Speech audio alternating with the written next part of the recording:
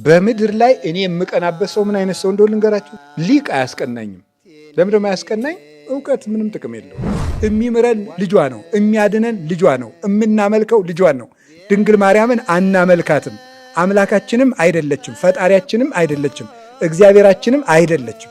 ለእሷም በአምልኮ አንሰግድም። የምንሰግድላት በጸጋ ነው። የምናመልከው አንድ ነው፣ እሱም እግዚአብሔር በአንድነቱ በሦስት ነው። ድንግል ማርያም እመቤታችን የሁላችን እናታችን ናት። በምድር ላይ ትልቅ አንድ ነገር አለ፣ የድንግል ማርያም ልጅ መሆን። ጽዮንን የተሸከመ ሰው ሁሉ አንዳች ፊቱ ላይ ያለ ወንዝ ሁሉ ይከፈልለታል። እንዲሁ ባዶቻችሁን አትቀሩ። በታቦተ ጽዮን ላይ ያረፈው የእግዚአብሔር ቃል ነው። በድንግል ማርያም ማኅፀን ያለው ግን እግዚአብሔር ቃል ነው ራሱ። ፈጣሪዋን የወለደች እርሷ ብቻ ነው። የመጀመሪያ መምህርታችን፣ የመጀመሪያም ትምህርት ቤታችን ነው። ድንግል ማርያም አማላጅ ናት ምናምን ተብሎ መጽሐፍ ቅዱስ በስሟ እንደዚህ ብሎ ቢጻፍ እኔ እንደውም ይገርመኝ ነበር። የእግዚአብሔር ቃል ለሚቀበሉት ሁሉ ፈውስ ነው፣ ለሚያምኑበትም ብርሃን ነው። የሚገባው ግን በተከፈተ ልብ ነው። ኤትክለ ተከብቶ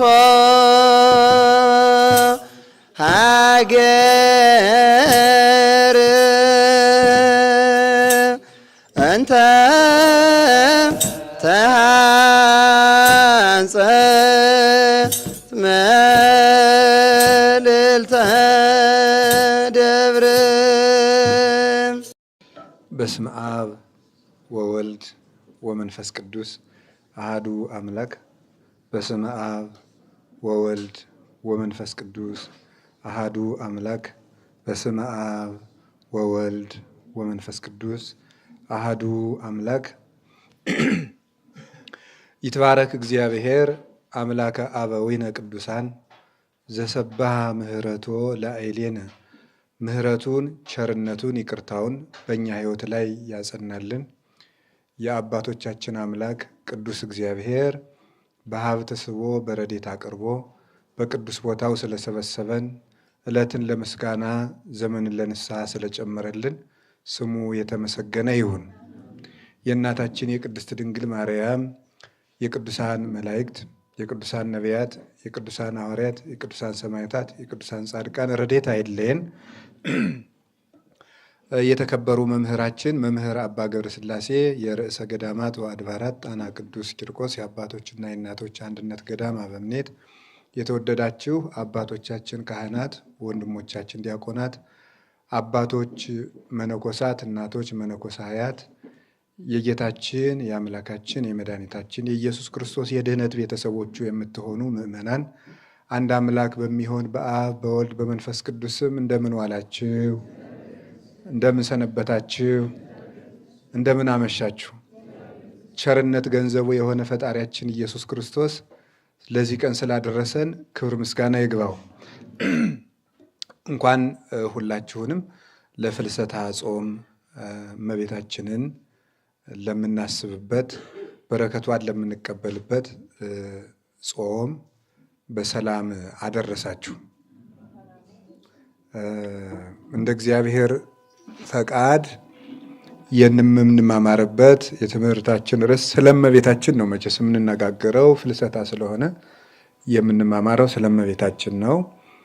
ርዕስ የምንወስደው ፍሱሃን ኩሎሙ እለ ይነብሩ ውስቴትኪ የሚል ነው። በአንቺ የሚኖሩ ሁሉ ደስ ይላቸዋል በሚል ርዕስ እንማማራለን። የቅዱስ ዳዊት መዝሙር 86 ቁጥር 7 ላይ ፍሱሃን ኩሎሙ እለ ይነብሩ በውስቴትኪ፣ በአንቺ የሚኖሩ ሁሉ ደስ ይላቸዋል። እስኪ በሉ ሁላችሁም ደግማችሁ በሉ። ሶስተኛ በሉ። በዚህ ርዕስ ነው የምንማማረው።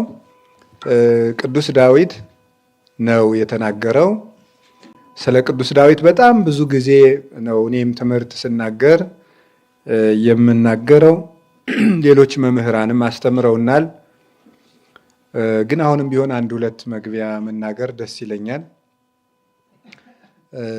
ቅዱስ ዳዊት በጣም ትልቅ ሰው ነው። በ12 ዓመት ቅዱስ ዮሐንስ አፈወርቅ ቅዱስ ዳዊትን ሲያደንቅ እንደዚህ ይላል። በአጭር ዘመኑ ቃላትን ተናገረ፣ ቃላቱ ግን ለዘላለም ይኖራሉ። መንግስቱ የነበረ በፍልስጤም ብቻ ነበረ፣ ትንቢቱ ግን ከዳርቻ እስከ ዳርቻ የደረሰ ነው እና ነቢይ ተብሎ መጠራት ከሁሉም ይልቅ ለዳዊት ይገባዋል ይላል። ፍልስጤም ውስጥ ንጉሥ የነበረ ሰው ነው። ትንቢቱ ግን እስከ ሰማይ ዳርቻ ድረስ የደረሰ በምድር ብቻ አይደለም፣ እስከ ሰማይ። እንዲያውም አባቶቻችን እንደሚናገሩት እስመ በመዝሙረ ዳዊት ይዜምሩ ሰማያውያን ወምድራውያን፣ በቅዱስ ዳዊት መዝሙር የሰማይ መላእክት የምድር ሰዎች ሁሉ ይዘምራሉ። በቅዱስ ዳዊት መዝሙር መላእክት እንኳን ያመሰግኑበታል። ሰዎች አይደሉም፣ መላእክትስ እንኳ ሳይቀሩ ያመሰግኑበታል። እንዴት ያለ ትልቅነት ነው!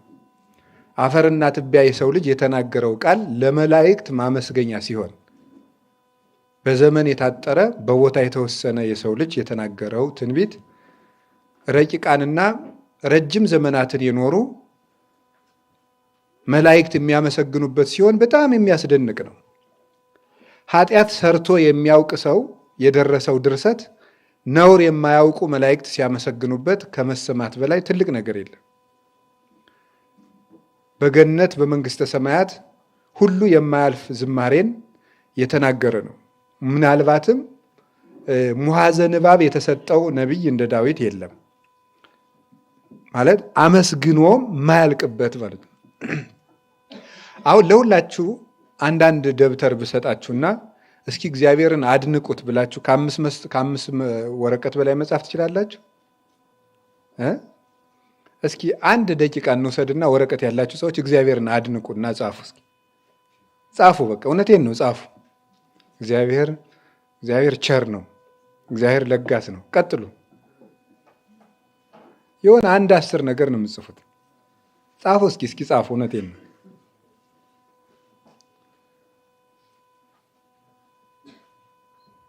ስለ እግዚአብሔር ጻፉ እስኪ የሚሰማችሁን ነገር ማለት ስለ እግዚአብሔር ደስ የሚል መቼስ ከእግዚአብሔር የሚከፋን ነገር የለም አይደል? ከሰው የሚከፋ ነገር አለ። ጥሩ ቢሆን እንኳን በዚህ በኩል ጥሩ ነው እንዴ ይህን እንኳን ቢተወው ይሄንን የሚባል ነገር የሚጣል ነገር አለው የሰው ልጅ። እግዚአብሔር እና ቅድስት ቤተ ክርስቲያን እና ድንግል ማርያም ግን ሁለንተናቸው ውብ ነው። ምንም የሚጣል የሌላት ፍጡር ድንግል ማርያም ናት። ምንም እና ቤተ ክርስቲያን አልብኪ ነውር ወይም እንትኒ በላዕሌኪ የምትባል እሷ ብቻ ናት። ፍጡር አንድ የሚጣል ነገር አይጠፋውም። ሌላው ቅዱሳንም እስኪበቁ ድረስ እንዲያው ናቸው። ጨረሳችሁ? በእርግጠኝነት ጊዜ ቢሰጠንም እንኳ ብዙ ማድነቅ አንችልም። አሁን እንኳ ደግሞ የምንጽፈውን ነገር ተምረነው ነው አይደል? አሁን ራሱ የጻፋችሁትን ነገር እኮ ስለተማርን ትንሽ ሰምተን ነው። እንደ ዳዊት ያለ ግን አንድ ሰው ብዙ ሲናገር እኮ መሰልቸትም አለ። ሰሎሞን ይላል በንግግር ብዛት ኃጢአት ሳይኖር አይቀርም ይላል። በንግግር ብዛት ሰው ብዙ ካወራ ከሚያወራቸው ነገሮች አንድ ስህተት ይፈጥራል። መጽሐፈ መነኮሳትም ለዚህ ነው እኮ ብዙ ቢያወጉ ይዘነጉ፣ ዘምር በመጠን ከመይዘንግኡ አሃው እስመ ነገር ዘእንበለ ምጣኔ ገአር ውእቱ። መጥነህ አመስግን፣ ያለ መጠን የሆነ ነገር ሁሉ ጩኸት ነው። ብዙ ቢያወጉ ይዘነጉ፣ ብዙ ይተቹ ይሰለቹ የተባለው ለዚህ ነው።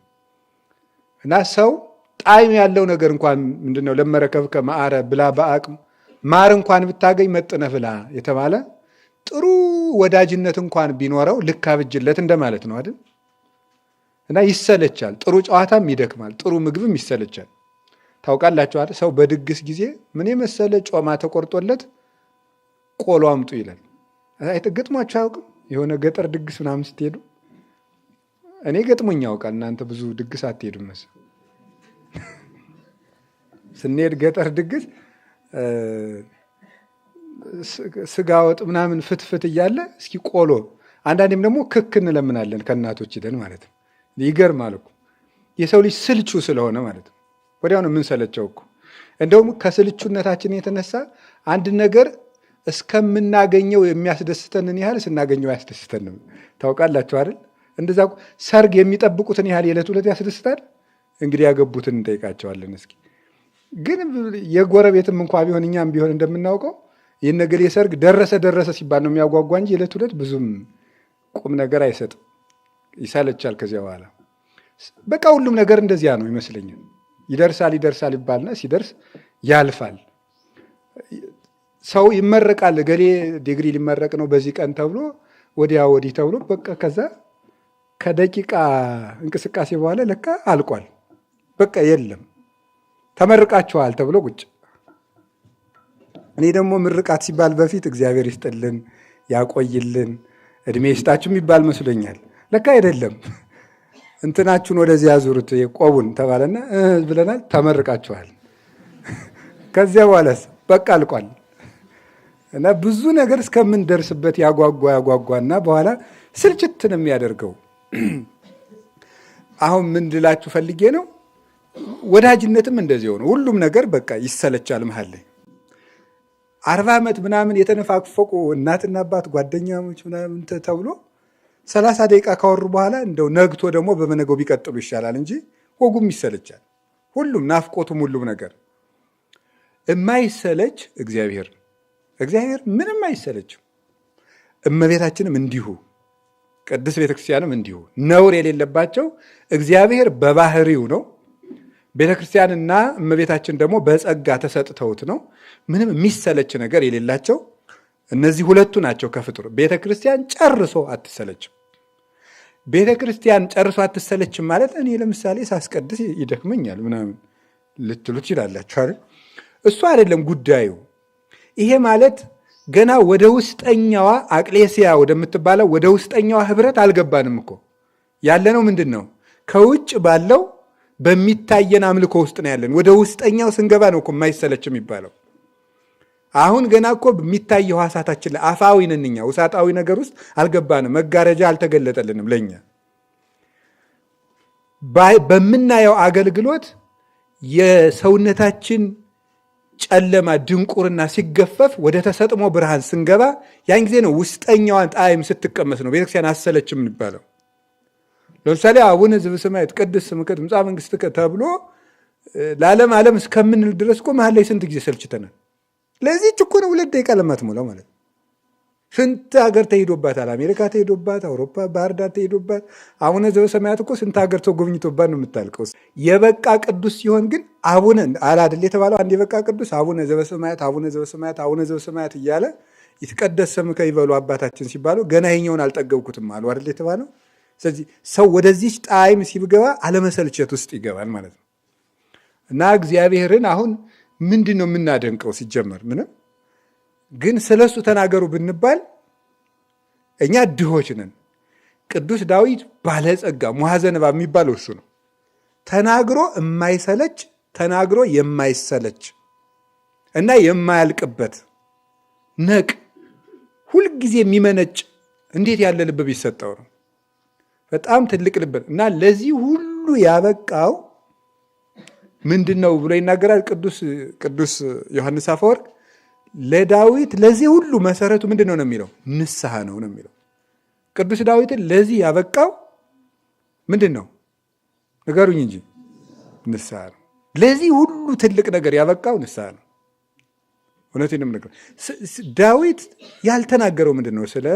ስለ ተስፋ ቢሆን፣ ስለ መንግስት ሰማያት ቢሆን፣ ስለ ፍርድ ቢሆን፣ ስለ እግዚአብሔር ባህሪ ቢሆን፣ ስለ ጻድቃን ቢሆን፣ ስለ መላእክት ይሁን፣ ስለ ዘላለማዊ ሕይወት ይሁን ዳዊት ያልተናገረው፣ ስለ ክህነት ይሁን፣ ስለ ምስጢራት ይሁን፣ ምንም ነገረ ድነት ይሁን ያልተናገረው የለም። ስርዓት ይሁን ሁሉን ነገር፣ ምንኩስና ቢሆን፣ ጋብቻ ቢሆን፣ ጽድቅ ቢሆን፣ ኃጢአት ቢሆን፣ ሁሉን ስርዓተ መንግስት ቢሆን፣ ስርዓተ ክህነት ቢሆን ሁሉን ተናግሯል።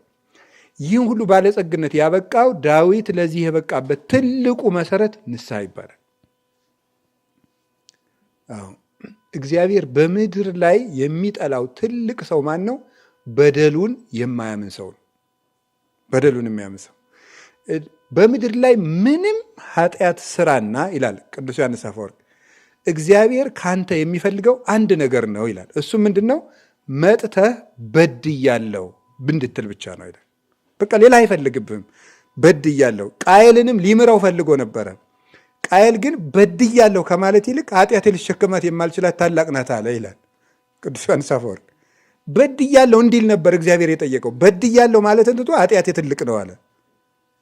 በድያለሁ ይቅር በለኝ የወንድም አሁንም ደግሞ በድያለሁ በል ሊለው ፈልጎ አለ ቅዱስ ዮሐንስ አፈወርቅ። የወንድምህ ደም እኮ በእኔ ዘንድ ጩኸቱ ደረሰ አለው። አሁንም ደግሞ አወገድያለሁ በል እያለው ነበር እግዚአብሔር ልማርህ እያለው። እሱ ግን የወንድሜ ጠባቂ ነኝ ይላል። በድያለሁ ማለት አይፈልግም። ለስህተቶቹ ምክንያት ነበር የሚያቀርበው። በጣም ሰው በጣም እግዚአብሔር የሚፈልግብን ከኛ ይሄንን ብቻ ነው። ዳዊት በደለ። ይኸው ናታን መጥቶ እንዲህ አድርገህ በድልሃል አለው አለ። ወዲያው እግዚአብሔርን በድያለሁ የሚል ቃል ነበር ከናታን ንግግር ቀጥሎ ከዳዊት አንደበት የወጣው። ንስሐ አንቀጸ ምስጢራት ናት የሚለው ማር ይስሐቅ ለዚህ ነው።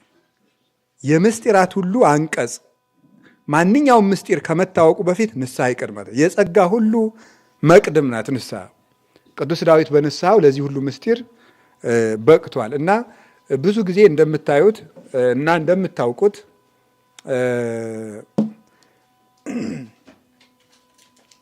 ታውቃላችሁ አይደለም?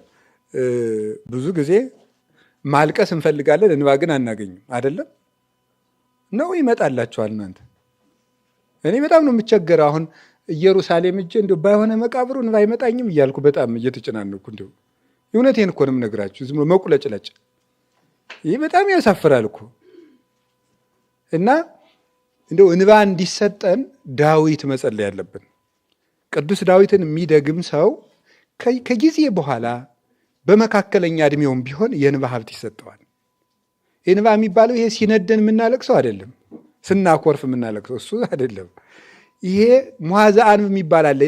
ያለ ስስት የሚፈስ ነው። ዓይንን የማይቆጠቁጥ የማያጨማድድ ዓይንን የማይጎዳ በፍቅር የሚፈስ የስስት እንባ ነው። እንደዚያ ያለ እንባ ይሰጣል። ከዚያ በኋላ ደግሞ እንባ ላለው ሰው ደግሞ ምንድን ነው ያለው ጌታ? ብፁዓን እለ ትላህው ይእዜ። ዛሬ የምታለቅሱ ሰዎች ምንድን ናችሁ ነው ያለ? ንዑዳን ክቡራን ናችሁ።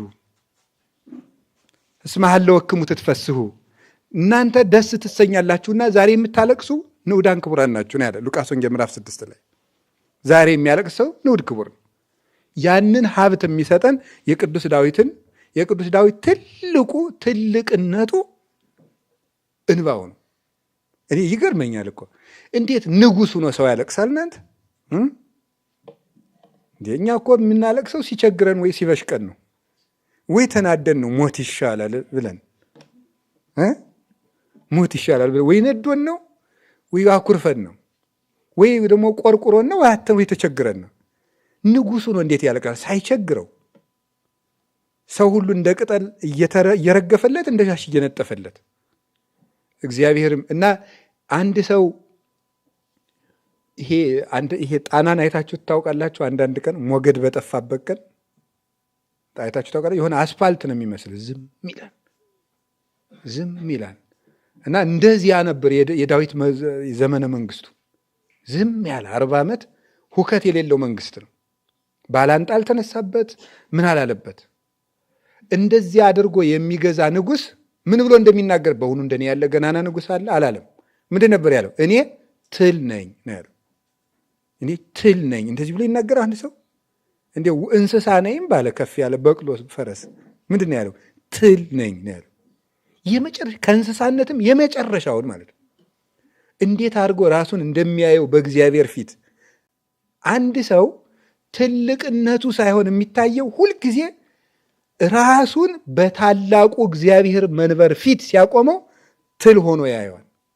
ብዙ ጊዜ ምንድን ነው የሰነፍ አይኑ በራሱ ላይ ነው የሚለው ሰሎሞን።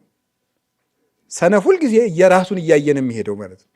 ሁልጊዜ እኔ እኮ ተመስገን ነው እንደዚህ አይነት ትምህርት ተምሬያለሁ፣ እነዚህ እንትን እላለሁ፣ ምንትስ እንደዚህ ይለኛል። ስለ ራሱ ማስረጃዎችን እየጠቀሰ ይሄ የገደል ማሚቶ ታውቃላችሁ? አታውቁም?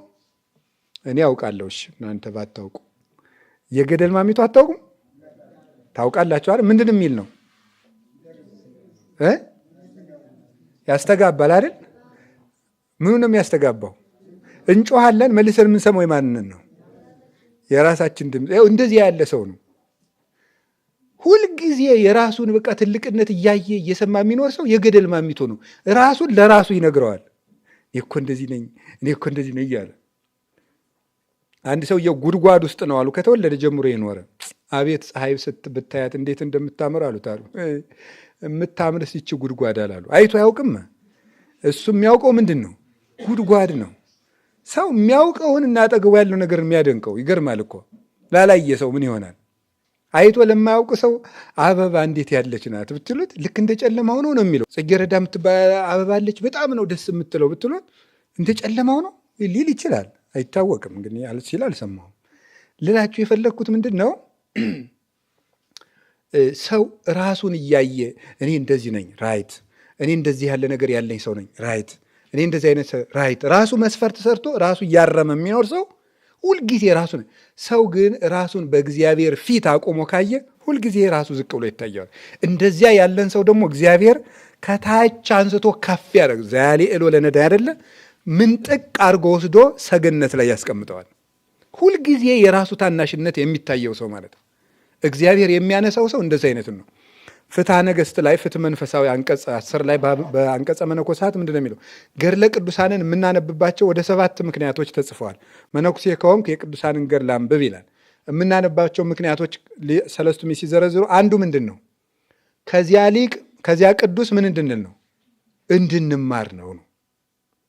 ለምሳሌ እንደው አንድ 40 ቀን ዳዊት የደገመ እንትን መናይ ምን ብሎ ሊሰማው ይችላል? ተመስገን እኔ እኮ ጸሎት አቋርጬ አላውቅም ሊል ይችላል። ተመልከት እስኪ አቡነ ገብረ መንፈስ ቅዱስን ገድል ሲያየው እሱ ምንድን ነው? አርፎ ቁጭ ይላል ማለት ነው። የአቡነ ተክለ ሃይማኖትን ገድል ሲያየው ለካ እሱ ገና ጸሎት አልጀመረም። ካልሆነ እኮ እንደው ሌሊት 6 ሰዓት እየተነሳ የሚጸልይ ከሆነ 12 ሰዓት አንዱ ዳዊት ይዞ ሲቆም አላየሽኛን ነው የሚለው ማለት ነው። አቤት ጸሎት ነው የሚለው ማለት ነው። እሱ አድሮበት የለ አቤት አቤት ሊል ይችላል። እንደዚያ እንዳይል ያንን እነማንን ተመልከት ነው? እነዚያን ያቸው ነው። እነዚያን ሌሊት ተቀን እንደ መንኮራኩር በቀን 100 እየሰገድክ ከሆነ እንደ መንኮራኩር የስግደታቸው ፍጥነት የሚሆኑትን ስታስባቸው ያንተ ስግደት ኢምንት መሆኑ ይታያል። እንደዚያ ንስሐ በገባ በዓመቱ ሊኩራራ ይችላል። እኔ እኮ ንጹሕ ነኝ፣ ሰውነቴ ንጹሕ ነው፣ አላመነዝርም እንትንታ ሊል ይችላል።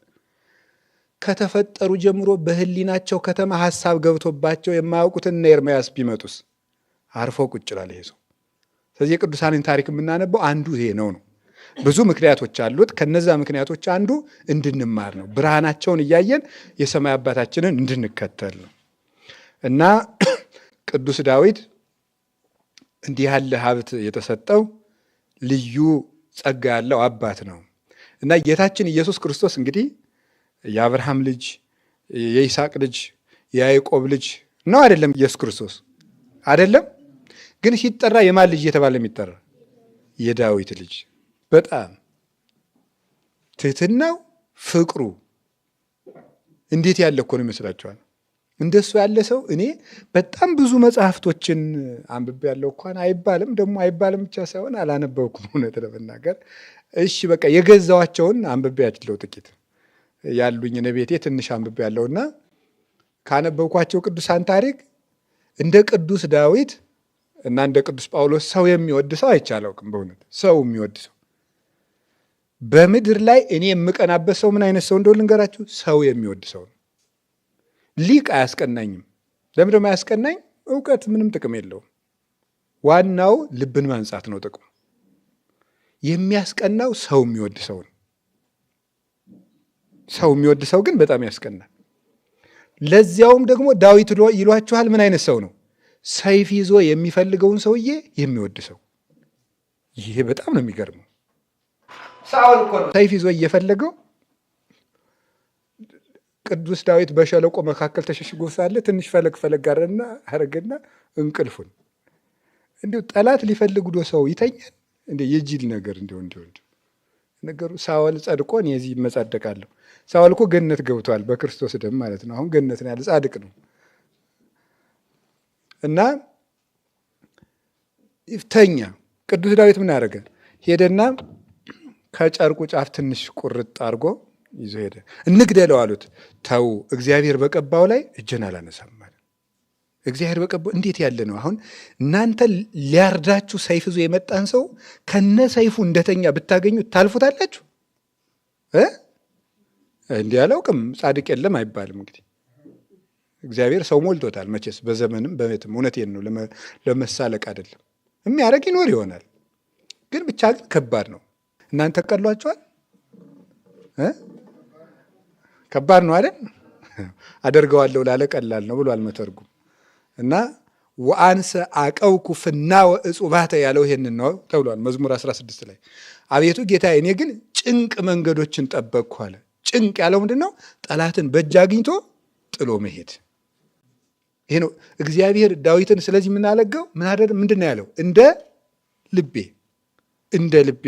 ስለዚህ ዳዊት የሚጸልይ ሰው የማንን ልብ ነው የሚያገኘው? የእግዚአብሔርን ልብ ነው። የእግዚአብሔር ልቡ ምንድን ነው? ሰው መውደድ ነው። የእግዚአብሔር ልቡ ሰው ወዳጅ ነው። ዳዊት የሚጸልይ ሰው እግዚአብሔር ልብ ያገኘ። አሁን ዳዊት ጸልዩ ነው። ዳዊት ጸልዩ። እንደው ምዕመናንም ተነግራችሁ አትሰሙ ይመስለኛል። የማትሰሙትን ነው። ለምሳሌ አንድ ነገር ልንገራችሁ። ገዳም ትመጣላችሁ አይደል? ትመጣላችሁ። እኛንም ራሱ ሰው መስለናችሁ እንደው አባል ለምክር ፈልጌ ምናምን እኔን ከምታገኙ ወንድሜ 40 ቀን ዳዊትህን ድገም፣ ትርፍ የለኝም። እኔ ከልቤንም ነግራችሁ። እኔስ መቼስ እንደናንተው አይነት ነኝ። ግን በጣም የበቃ ባይታዊ ለማግኘት ከምትሯሯጡ ዳዊታችሁን ቁጭ ብለህ ጸልይ። ዝም ብለህ መልስ አለ እዚያ ውስጥ። የእውነቴም ነግራችሁ ለ40 ቀን ያህል ጸሎት ዳዊቴን አላቋርጥም ብላችሁ ወስኑና ድገሙ። እግዚአብሔር ቅርብ ነው አይደል ያለ ቅዱስ ዳዊት። አዎ ቅዱስ ጳውሎስም ፊልጵስዩስ ምዕራፍ 4 ላይ እግዚአብሔር ቅርብ ነው፣ ልመናችሁን ወደ እሱ አቅርቡ እንጂ በአንዳች ነገር አትጨነቁ ነው ያለ። እግዚአብሔር ቅርብ ነው። እግዚአብሔር ሩቅ አይደለም፣ ከኛ የራቅ አይደለም፣ ከማንም የራቅ አይደለም። እግዚአብሔር ከነፍሰ ገዳይ ይሁን ከሌባ ይሁን ከአመንዝራ ይሁን ከማንም እግዚአብሔር ሩቅ አይደለም። ለሚጠራው ሁሉ ቅርብ ነው። በሆሳይና ሲተረጎም እንደሰማችሁት ጌታ በአህያ የሄደበት ምክንያት ምንድን ነው ያሉት ሊቃውንቱ? በአህያ የሚሄድ ሰው ሩጦ አያመልጥም፣ በፈረስ የሚሄድ ነው። ጌታም ለፈለገኝ ሁሉ ቅርብ ነኝ ለማለት ነው በአህያ ሄደ። ማንም ሰው ከፈለገው ክርስቶስ ቅርብ ነው። በአህያ የሚሄድ ተጓዥ ነው፣ ቀስ ብሎ ነው፣ እየሮጠ ጥሎን የሚጠፋ አይደለም። ዳዊታችሁን ድገሙ፣ ሰው ጋር አትድከሙ ዘመዶች። የንስሐ አባታችሁ በቂ ነው። እንደው በዛውም ለመስጠት ነው። ንስሐ ገዳም እየመጣችሁ አትግቡ፣ እዛው ገብታችሁ ነው። የእውነቴን ነው የምነግራችሁ። ሰማችሁ? ሲጀመር ለመነኩስ እያመጣችሁ ኃጢአት የምታስተዋውቁ ለምንድን ነው? ትክክል አይደለም።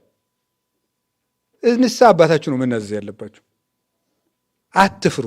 ምን ችግር አለ? ነገ በክርስቶስ ፊት ሊገለጥ አይደለ ኃጢአታችን? ለአንዱ ቄስ ንገረው፣ ተናዘዙ። ስለዚህ አሁን እኔ የምነግራችሁ ምንድን ነው? እግዚአብሔርን ፈልጉት። ቤተ ክርስቲያን ውስጥ አለ። መዝሙረ ዳዊታችሁን ጸልዩ፣ ውዳሴ ማርያማችሁን ጸልዩ፣ ኪዳን አድርሱ። እግዚአብሔር ሩቅ አይደለም፣ ቅርብ ነው። ሰማችሁ? በጣም ግሩም ነው። እግዚአብሔር ይስማችሁ። እንግዲህ የቅዱስ ዳዊትን መዝሙር ዘምረን እንድንጠቀም መድኃኔዓለም ይርዳን። ከዛሬ ጀምሮ ዳዊት ድገሙ። የእውነቴን ነው የምነግራችሁ። እኔ እንደው በጣም ሰው ጭንቅ ነገር መጥቶ ሲያወራኝ ዳዊት ድገም ስለው ምን ይላል? እና እኔ እንግዲህ ምን ላደርግልህ ነው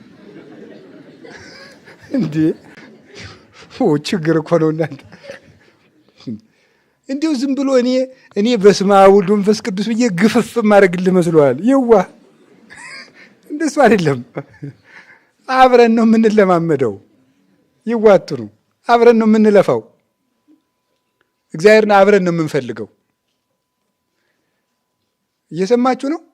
አብረን እንፈልገዋለን። አባታችን እኮ ነው። እስቲ አባታችን ሆይ በሉ።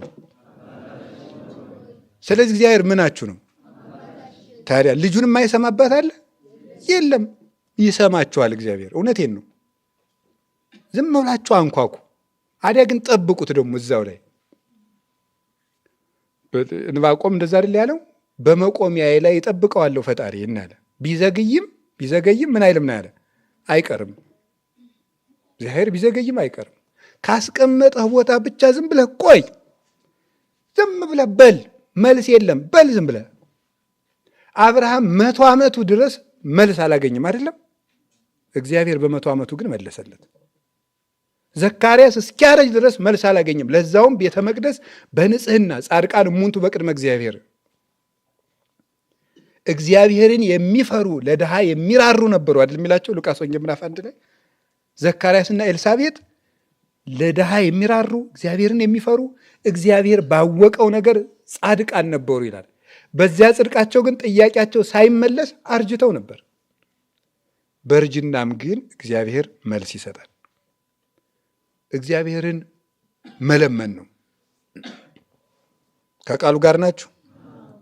ከቃሉ ጋር ናችሁ? በቀር ወይባ የለበሰ ስትከተሉ ልባችሁ ይደክማል ዘመዶች። የእውነቴን ነው የምነግራችሁ። እንዲያውም ከሽፍታ ይልቅ ወይባ የለበሰን ፍራ ይላል መጽሐፈ መነኮሳት ነው እንደዚህ ያለው። ሽፍታ ስራው ስለሚታወቅ ቦታውን ስለምታውቀው መንገድ ሰብረ ትሄዳለህ። ገብቷችኋል አይደለ? አሁን እኔን እንደዚህ ያደርገኛል አትለኝ። አባ ጻድቅ ናቸው ነው የምትል። ግን ሽፍታ በሆንስ? ይሄውላችሁ እሱን ነው የምነግራችሁ ዘመዶች። ንስሐችሁን እየገባችሁ ከቤተ ክርስቲያናችሁ ጋር ቀጥሉ። ዳዊታችሁን ጸልዩ። ዳዊት በጣም ብዙ ችግሮችን የፈታበት ጸሎት እዚያ ውስጥ አለ። እንዲያው ጎረቤቶቼ ክፉ ሆኑብኝ፣ እንዲያው በቃ ትኩር ጥምድ ያደርጉኛል፣ እንዲያው ተሰብስበው ክፉ ምክር ይጎነጉኑብኛል፣ እንዲያው ምን ላድርግ? ዳዊት ድገም። የዋ ቅዱስ ዳዊት ተሰዶ ሳለ ምንድን ነው ያለ? ከቤተ መንግስት ክፉ ምክር ተመከረበት አይደል? እግዚኦ ሚበዝሑ እለ ይሳቅዩኒ ብዙኃን ቆሙ ላይ የሚያስጨንቁኝ ምንኛ በዙ፣ ብዙዎች በእኔ ላይ ቆሙብኝ። እግዚኦ እለዋ ለምክረ አኪጦፌል ብሎ ጸለየ። ምክራቸው ፍርስርስ አለ። እንደዛ ብሎ ሲጸልይ ማለት አሳደደው። ሳኦል እየተከተለው ተሳሰደደው። ለይግብኡ ድኅሬሆሙ ጸላእቴ አለ። ጠላቶቼ ወደ ኋላ ይመለሱ አለ። ዳዊትን ፈልጎ አጥቶት ተመልሶ ሄደ። ቢርብ ምግብ የሚሆን ጸሎት ነው። ይሄ ነው የምነግራችሁ። እኔ እውነቴን ነው። ዳዊት ጸልዩ። ደግሜ ነው የምነግራችሁ። ዳዊት ጸልዩ። አምላከ ዳዊት ሁላችንንም ይስማል። የማቴዎስ ወንጌል ምዕራፍ 9 ላይ ሁለቱ ዕውሮች ክርስቶስን ሲለምኑት ምን እያሉ ነው የነበሩት? የዳዊት ልጅ ሆይ ምን በላይ ነው ያሉት? ማረን ነው ያሉት። ማለት የዳዊት ልጅ ሆይ ማረን ብለው ነው የጸለዩት። ስለዚህ የዳዊት አምላክ ይማረን። ቅዱስ ዳዊት ስለ እመቤታችን ብዙ አንቀጾችን ተናግሯል። ዛሬ የምንነጋገርበት ደግሞ ዛሬ በቅዳሴ ላይ በምስባክ እንዲባል የተቀመረውን ነው። እንዲህ ይላል። ከላይ ሲጀምር ቁጥር 5 ላይ እምነ ጽዮን ይብል ሰብ፣ ሰው ሁሉ እናታችን ጽዮን ይላል። ወብእሲ ተወልደ በውስቴታ፣ ሰውም በውስጧ ተወለደ። ወውእቱ ልዑል ሳረራ፣ ልዑል ራሱም መሰረታት። እግዚአብሔር ይነግሮሙ ለሕዝቡ በመጽሐፍ፣ እግዚአብሔርም ስለ እሷ ለሕዝቡ በመጽሐፍ ይነግራቸዋል። ወለመላእክትኒ እለተወልዱ በውስቴታ፣ በውስጧ ለተወለዱት አለቆችም ይነግሯቸዋል። ከመፍስሐን ኩሎሙ እለ ይነብሩ በውስቴትኪ፣ በአንቺ ውስጥ የሚኖሩ ሁሉ በደስታ ይኖራሉ ይላል። ስለ ቃሉ የእግዚአብሔር ስሙ ይክበር ይመስገን። ይሄ ምዕራፍ በይንተ ሕዝቅያስ፣ ስለ ሕዝቅያስ የተናገረው ነው እና ስለ እመቤታችን እና ስለ ኢየሩሳሌም የተናገረው ነው። እንግዲህ ቅዱስ ዳዊት ስለ ሕዝቅያስ ሲናገር እዚያ ውስጥ ኢየሩሳሌም ውስጥ ሕዝቅያስ በነበረበት ጊዜ ሰናክሬም የሚባል የፋርስ ንጉሥ መጥቶ ወሮት ነበረው። መጥቶ በወረረው ጊዜ ሕዝቅያስ ምንድን ያደረገ? ከቤተ መቅደስ ገብቶ ከታቦተ ጽዮን ፊት አለቀሰ ከኢሳይያስ ጋር። ግን ሰናክሬም ምንድን ነበር ያለው? በመኑ ተወኪለከ አለው ከኒ፣ በማን ተማምነህ ነው እንደዚህ አልገብርም አልቀቅልም ያልከኝ ብሎት ነበረ። ቦኑ በግልፎ ዘያድህን እግዚአብሔር በዚያች ጽዮን በምትላት በታቦቷ ያድነ ይመስልሃል ነበር ያለው። ስለዚህ በታቦተ ጽዮን የተመካ በኢየሩሳሌም በመቅደሱ የተመካ ሰው ምንም አይጠቀምም። ላያድንህ አትጠጋበት፣ ላታድንህ ታቦተ ጽዮንን አትመካባት፣ በመቅደሱ አትተማመን አለው። እሱ ግን እዚያች መቅደስ ገብቶ አለቀሰ። ማን? ሕዝቅያስ። ሲያለቅስ ምን አደረገ እግዚአብሔር? ቅዱስ ሚካኤልን ላከው። በጽዮን ማለት ምን ማለት ነው? አምባ መጠጊያ ማለት ነው። ጽዮን ማለት አምባ መጠጊያ ነው። ስለዚህ ከታቦተ ጽዮን ከመቅደሱ ገብቶ አለቀሰ። ከኢሳይያስ ጋር ሆኖ ትቢያ ነስንሶ አመድ ለብሶ ማቅ ለብሶ አመድ ነስንሶ አለቀሰ። በዚያች ታቦት ብትመካም አታድንህም ብሎት ነበረ። እዚያች ገብቶ አለቀሰ። እግዚአብሔርም ጸሎቱን ሰማው የሕዝቅያስን። ቅዱስ ሚካኤልን ላከው። ቅዱስ ሚካኤልን ላከውና ቅዱስ ሚካኤል የብርሃን ሰይፉን ከሰማይ ብቅ ከምድር ዝቅ አድርጎ በማሳየት ብቻ 185,000 የሰናክሬምን ወታደሮች በአንድ ቀን አመድ አድርጓቸው አደረ። በማሳየት ብቻ ነው፣ ሳይወጋቸው። ስለዚህ እውነትም ጽዮን ታቦተ ጽዮንን ኢየሩሳሌምን መቅደሷን እናታችን ጽዮን ብሎ ሰው ይጠራታል። እውነትም በጽዮን የተጠጋ ሰው ከመከራ ይድናል። ላለቆቹ ለነ ሕዝቅያስም እግዚአብሔር እንዲህ ይላቸዋል፣ ፍሱሐን ኩሎሙ ለነብሩ በውስቴትኪ። ኢየሩሳሌም፣ ታቦተ ጽዮን፣ ቤተ መቅደስ አንቺን ጥግ አድርገው የሚኖሩ ሰዎች ሁሉ በደስታ ይኖራሉ። እነማን? እነ ሕዝቅያስ በታቦተ ጽዮን ተመክተው በመቅደሱ ተመክተው የጸለዩ ሁሉ እግዚአብሔርን የሚያመልኩስ ሁሉ ለከ ይደሉ ስብሐት በጽዮን ወለከ ይትፌኖ ጸሎት በኢየሩሳሌም ስማ ጸሎተ ኩሉ ዘሥጋ ዘመጽሐቤከ ነገር አማጽያን ሀየለነ ወኃጢአተ ተነሳ አንተ ተሰሪ ለነ ይላል ቅዱስ ዳዊት መዝሙር 64 ቁጥር 1 ላይ። አቤቱ በጽዮን ለአንተ ምስጋና ይገባል። ደስ ብሎት በጽዮን በታቦተ ጽዮን አንድም በኢየሩሳሌም አንድም በቤተ መቅደሱ ጸሎት የሚያቀርብ ሰው እግዚአብሔር የተገባ ጸሎት አድርጎ ይቀበለዋል። አቤቱ በጽዮን ለአንተ ምስጋና ይገባል ተብሎ እንደተነገረ በዚያ የሚቀርበውን ጸሎት ደግሞ የሥጋዊ የደማዊ ነፍስ ሁሉ እግዚአብሔር ይሰማል። ለከ ይደሉ ስብሐት በጽዮን በጽዮን ለአንተ ምስጋና ይገባል። ከዚያስ ወለከ ይትፌኖ ጸሎት በኢየሩሳሌም በኢየሩሳሌም ለአንተ ምስጋና ሊቀርብ ይገባል። በየሜዳው አይደለም፣ የጸሎት መቅረቢያ ቦታ አለው።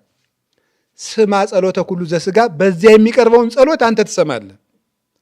ነገር ግን አመፀኞች ሰዎች ተበረታቱብን፣ ኃጢአታችን ግን አንተ ይቅር ትለናለህ። ሕዝቅያስ ከፈጣሪው ጋር ተጣልቷል፣ አይሰማውም። ዳዊት ከፈጣሪው ጋር ተጣልቷል፣ ኃጢአት ሰርቷል፣ እግዚአብሔር አይሰማውም ይላሉ። አመፀኞች ሰዎች እንዲህ እያሉ ኃጢአታችን እየቆጠሩ እግዚአብሔር አይሰማውም እያሉ ይበረታቱብናል። ኃጢአተ ነሰ ትሰሪ ለነ ኃጢአታችንን ግን አንተ ይቅር ትለናለህ አለው። አሁን ሕዝቅያስ እንዲህ ብሎ ተመክቶ እዚያች መቅደስ ገብቶ በማልቀሱ እግዚአብሔር ሰማውና ተጠግቶ ከመከራ ተረፈ፣ ሀገርም አተረፈ፣ ጠላቱንም ድል ነሳ። ስለዚህ በኢየሩሳሌም የሚኖሩ በጽዮን የሚኖሩ ሰዎች ሁሉ እውነትም በደስታ ይኖራሉ። በኢየሩሳሌም የሚኖሩ በታቦተ ጽዮን ተጠግተው የሚኖሩ በመቅደሱ የሚኖሩ ሰዎች በደስታ ይኖራሉ። ለምን? በዛች በታቦተ ጽዮን ላይ የማን ቃል ተጽፎበታል? የእግዚአብሔር ቃል ተጽፎበታል። 10 ቃል ኦሪት ዘጸአት ምዕራፍ 20 ቁጥር 1 ጀምሮ ያሉት 10 ቃላት ወይም 10ቱ ትእዛዛት የምንላቸው እነሱ ተጽፈዋል። ቃሉ ባለበት ደግሞ እግዚአብሔር አለ። ታቦተ ጽዮን የእግዚአብሔርን ቃላት የተሸከመች የመለኮት ሰሌዳ ናት። ያችን ሰሌዳ ይዘው በዞሩበት ሁሉ ረድኤተ እግዚአብሔር አለ። ያቺ የመለኮት ሰሌዳ ታቦት በተቀመጠችበት መቅደስ ውስጥ የተጠጋ ሰው የታመነ ሰው በደስታ ይኖራል። ለምን? የእግዚአብሔር እጅ በታቦቱ ላይ አለና። የእግዚአብሔር እጅ በታቦቱ ላይ አለ። ይሄ ለጊዜው ነው። በደስታ ኑረዋል በእውነት ማለት ነው። ለዚህ እኮ ነው ቅዱስ ዳዊት ወደ እግዚአብሔር ቤት እንሂድ ባሉኝ ጊዜ ምን አለኝ ነው ያለው? ምን አለኝ አለ? ለምን? እግዚአብሔር ቤት ውስጥ ምን አለች? ጽዮን አለች። ጽዮን ላይ ምን ተጽፏል? የእግዚአብሔር ቃል። የእግዚአብሔር ቃል ባለበት ማን አለ? እግዚአብሔር አለ። ስለዚህ ወደ እግዚአብሔር ቤት ወደ ቤተ መቅደስ ብንሂድ ሲሉኝ ደስ አለኝ አለ። እዚያ ውስጥ እግዚአብሔር አለ፣ ደስታ አለ። እግዚአብሔር ካለ ደስታ አለ። ሰሎሞንም ቤተ መቅደሱን ሰርቶ ሲጨርስ ምንድን ነበር ያለው? ይሄንን መቅደስ ባርኬዋለሁ፣ ቀድሼዋለሁ። ዓይንና ጆሮዬ ሁሉ በዚህ መቅደስ ላይ ያርፋል። በዚህ ቦታ የሚቀርበውን ጸሎት ሁሉ እሰማለሁ ነበር ያለው። ስለዚህ እግዚአብሔር ቤት የደስታ ቤት ነው። በእግዚአብሔር ቤት በኢየሩሳሌም የሚኖሩ በቤተ መቅደሱ የሚጠጉ ሰዎች ሁልጊዜ ደስታን ያገኛሉ። ቅዱስ ጽርሕከ ወመንክር በጽድቅ አይደል ያለ ቅዱስ ዳዊት። አቤቱ ቤተ መቅደስህ ልዩ ነው፣ ድንቅ ነው፣ በታምራትም ያጌጠ ነው። ምንድን ነው? ጥቀ ፍቁር አብያቲከ እግዚኦ እግዚእ ኃያላን፣ የኃያላን መላእክት ፈጣሪ እግዚአብሔር ሆይ ቤትህ ቤተ መቅደስ እንደምን ያማረ ነው። ተፈሳሃት ነፍሴ በአፍቅሮ አይጻዳቲከ፣ ሰውነቴ የቤተ መቅደስን አደባባዮቿን በመናፈቅ ደስ አላት አለ። ጸገብነ እግዚኦ እምበረከተ ቤትከ፣ ከቤተ መቅደስ በረከትን ጠገብን ብሎ ይናገራል። ቤተ መቅደስ የበረከት ምንጭ ናት። የኢየሩሳሌም ቤተ መቅደስ የኃይል ምንጭ ናት።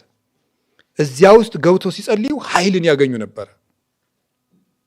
አዎ እግትዋ ለጽዮን ወቀፍዋው ተናገሩ በውስተ ማይፈዲያ፣ ጽዮንን ክበቧት፣ በምሰሶቿ ሁሉ ከባችሁ ተነጋገሩ፣ ጸልዩ፣ አውኩ፣ ደንፉ፣ እልል በሉ፣ ጸልዩ በጽዮን በምሰሶቿ ሁሉ። መዝሙር 47 ላይ ሲናገር ደዩ ልበክሙ ውስተ ኃይላ፣ ልባችሁንም በኃይሏ ላይ ጣሉት። ወትትካፈልዎ ለከበዲሃ፣ በረከቷንም ትካፈላላችሁ። እንዲሁ ባዶቻችሁን አትቀሩም። የጽዮን ኃይል አላት። የጽዮን ኃይል አዎ፣ ባህር የከፈለችበት ኃይል አላት። አላያችኋትም? ዮርዳኖስን ክፍል ስታደርገው መጽሐፍ ኢያሱ ምዕራፍ 1 ከቁጥር 1 እስከ ምዕራፍ 4 ታሪኩን ሙሉን አንብቦት። ለእስራኤል ዮርዳኖስ የተከፈለላቸው ታቦተ ጽዮን በራሳቸው ሲሸከሙ ነው። ጽዮንን የተሸከመ ሰው ሁሉ አንዳች ፊቱ ላይ ያለ ወንዝ ሁሉ ይከፈልለታል። ጽዮን ራሱ ላይ ካለች ወደ ፍልስጤም ሄደች አለ፣ ዳጎንን ቀጠቀጠችው። እንዲህ ያለ ኃይል አላት። ማን? ጽዮን። ባዶዋን ይዛ ማርካ የምትመለስ ናት። የእግዚአብሔር ታቦት ታቦተ ጽዮን ባዶዋን ሄደች ወደ ፍልስጤም፣ ወርቅ ማርካ፣ ጥጃ ማርካ ተመለሰች። እንደዚያ ናት።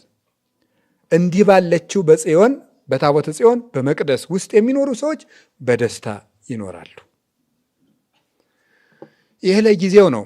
ወደ ሐዲስ ኪዳን ስናመጣው ይቺ ጽዮን የተባለች ማን ትመስላችኋለን? እመቤታችን ናት። እመቤታችን ቅድስት ድንግል ማርያም እውነትም እናታችን ጽዮን ናት። ሰው ሁሉ እናታችን ጽዮን ይላል። ድንግል ማርያም እመቤታችን የሁላችን እናታችን ናት እና በእሷ የሚኖሩ ሰዎች ሁሉ ደግሞ ምንድን ነው የሚኖሩት? በደስታ ይኖራሉ። በደስታ ይኖራሉ። እንዲያውም ድንግል ማርያም የደስታ እናት ናት። እውነቴን ነው የምነግራችሁ፣ የደስታ እናት። በምድር ላይ ትልቅ አንድ ነገር አለ፣ የድንግል ማርያም ልጅ መሆን ነው። የእሷ ልጅ መሆን በጣም ትልቅ ነገር ነው። ልጅ መሆን ማለት እስኪ አንድ ጊዜ ልጅ ስለመሆን አስቡ። ትንሽ ልጅ መሆን ማለት ሕፃን መሆን እኮ ነው። እንደ ሕፃኑኑና እመቤታችን እማማ ብላችሁ እናት አድርጋችሁ ስትስሉ ነው። ገብቷችኋል? እሱ ነው ደስታ የሚሰጥ። ግን ይሄም የራሴ ስዕል ሊሆን ይችላል። አሁን እኔ ትንሽ ልጅ ሁኜ እመቤታችን እጄን ይዛኝ ስትጎትተኝ ደስ ይለኛል ሳስበው ማለት ነው። እንደዛ በሆን እናት የሆነ ጎረቤት ስትል ልጇን እንደዚህ ድንኩል እያደረገችው ይዛው ስትሄድ ታውቃላችሁ። እንደዚያ ቢሆን ደስ ይለኛል። ደግሞ ይሆንልናል እኮ ካመንን ምንኖራለሁ። እመቤታችን የደስታ እናታችን ነው። በቅን ሕሊና ሆናችሁ ስሙ። እውነቴን ነው። የእግዚአብሔር ቃል ለሚቀበሉት ሁሉ ፈውስ ነው፣ ለሚያምኑበትም ብርሃን ነው። የሚገባው ግን በተከፈተ ልብ ነው። ገብቶም ስራ ይሰራል። ፈቃደኝነታችንም ይፈልጋል።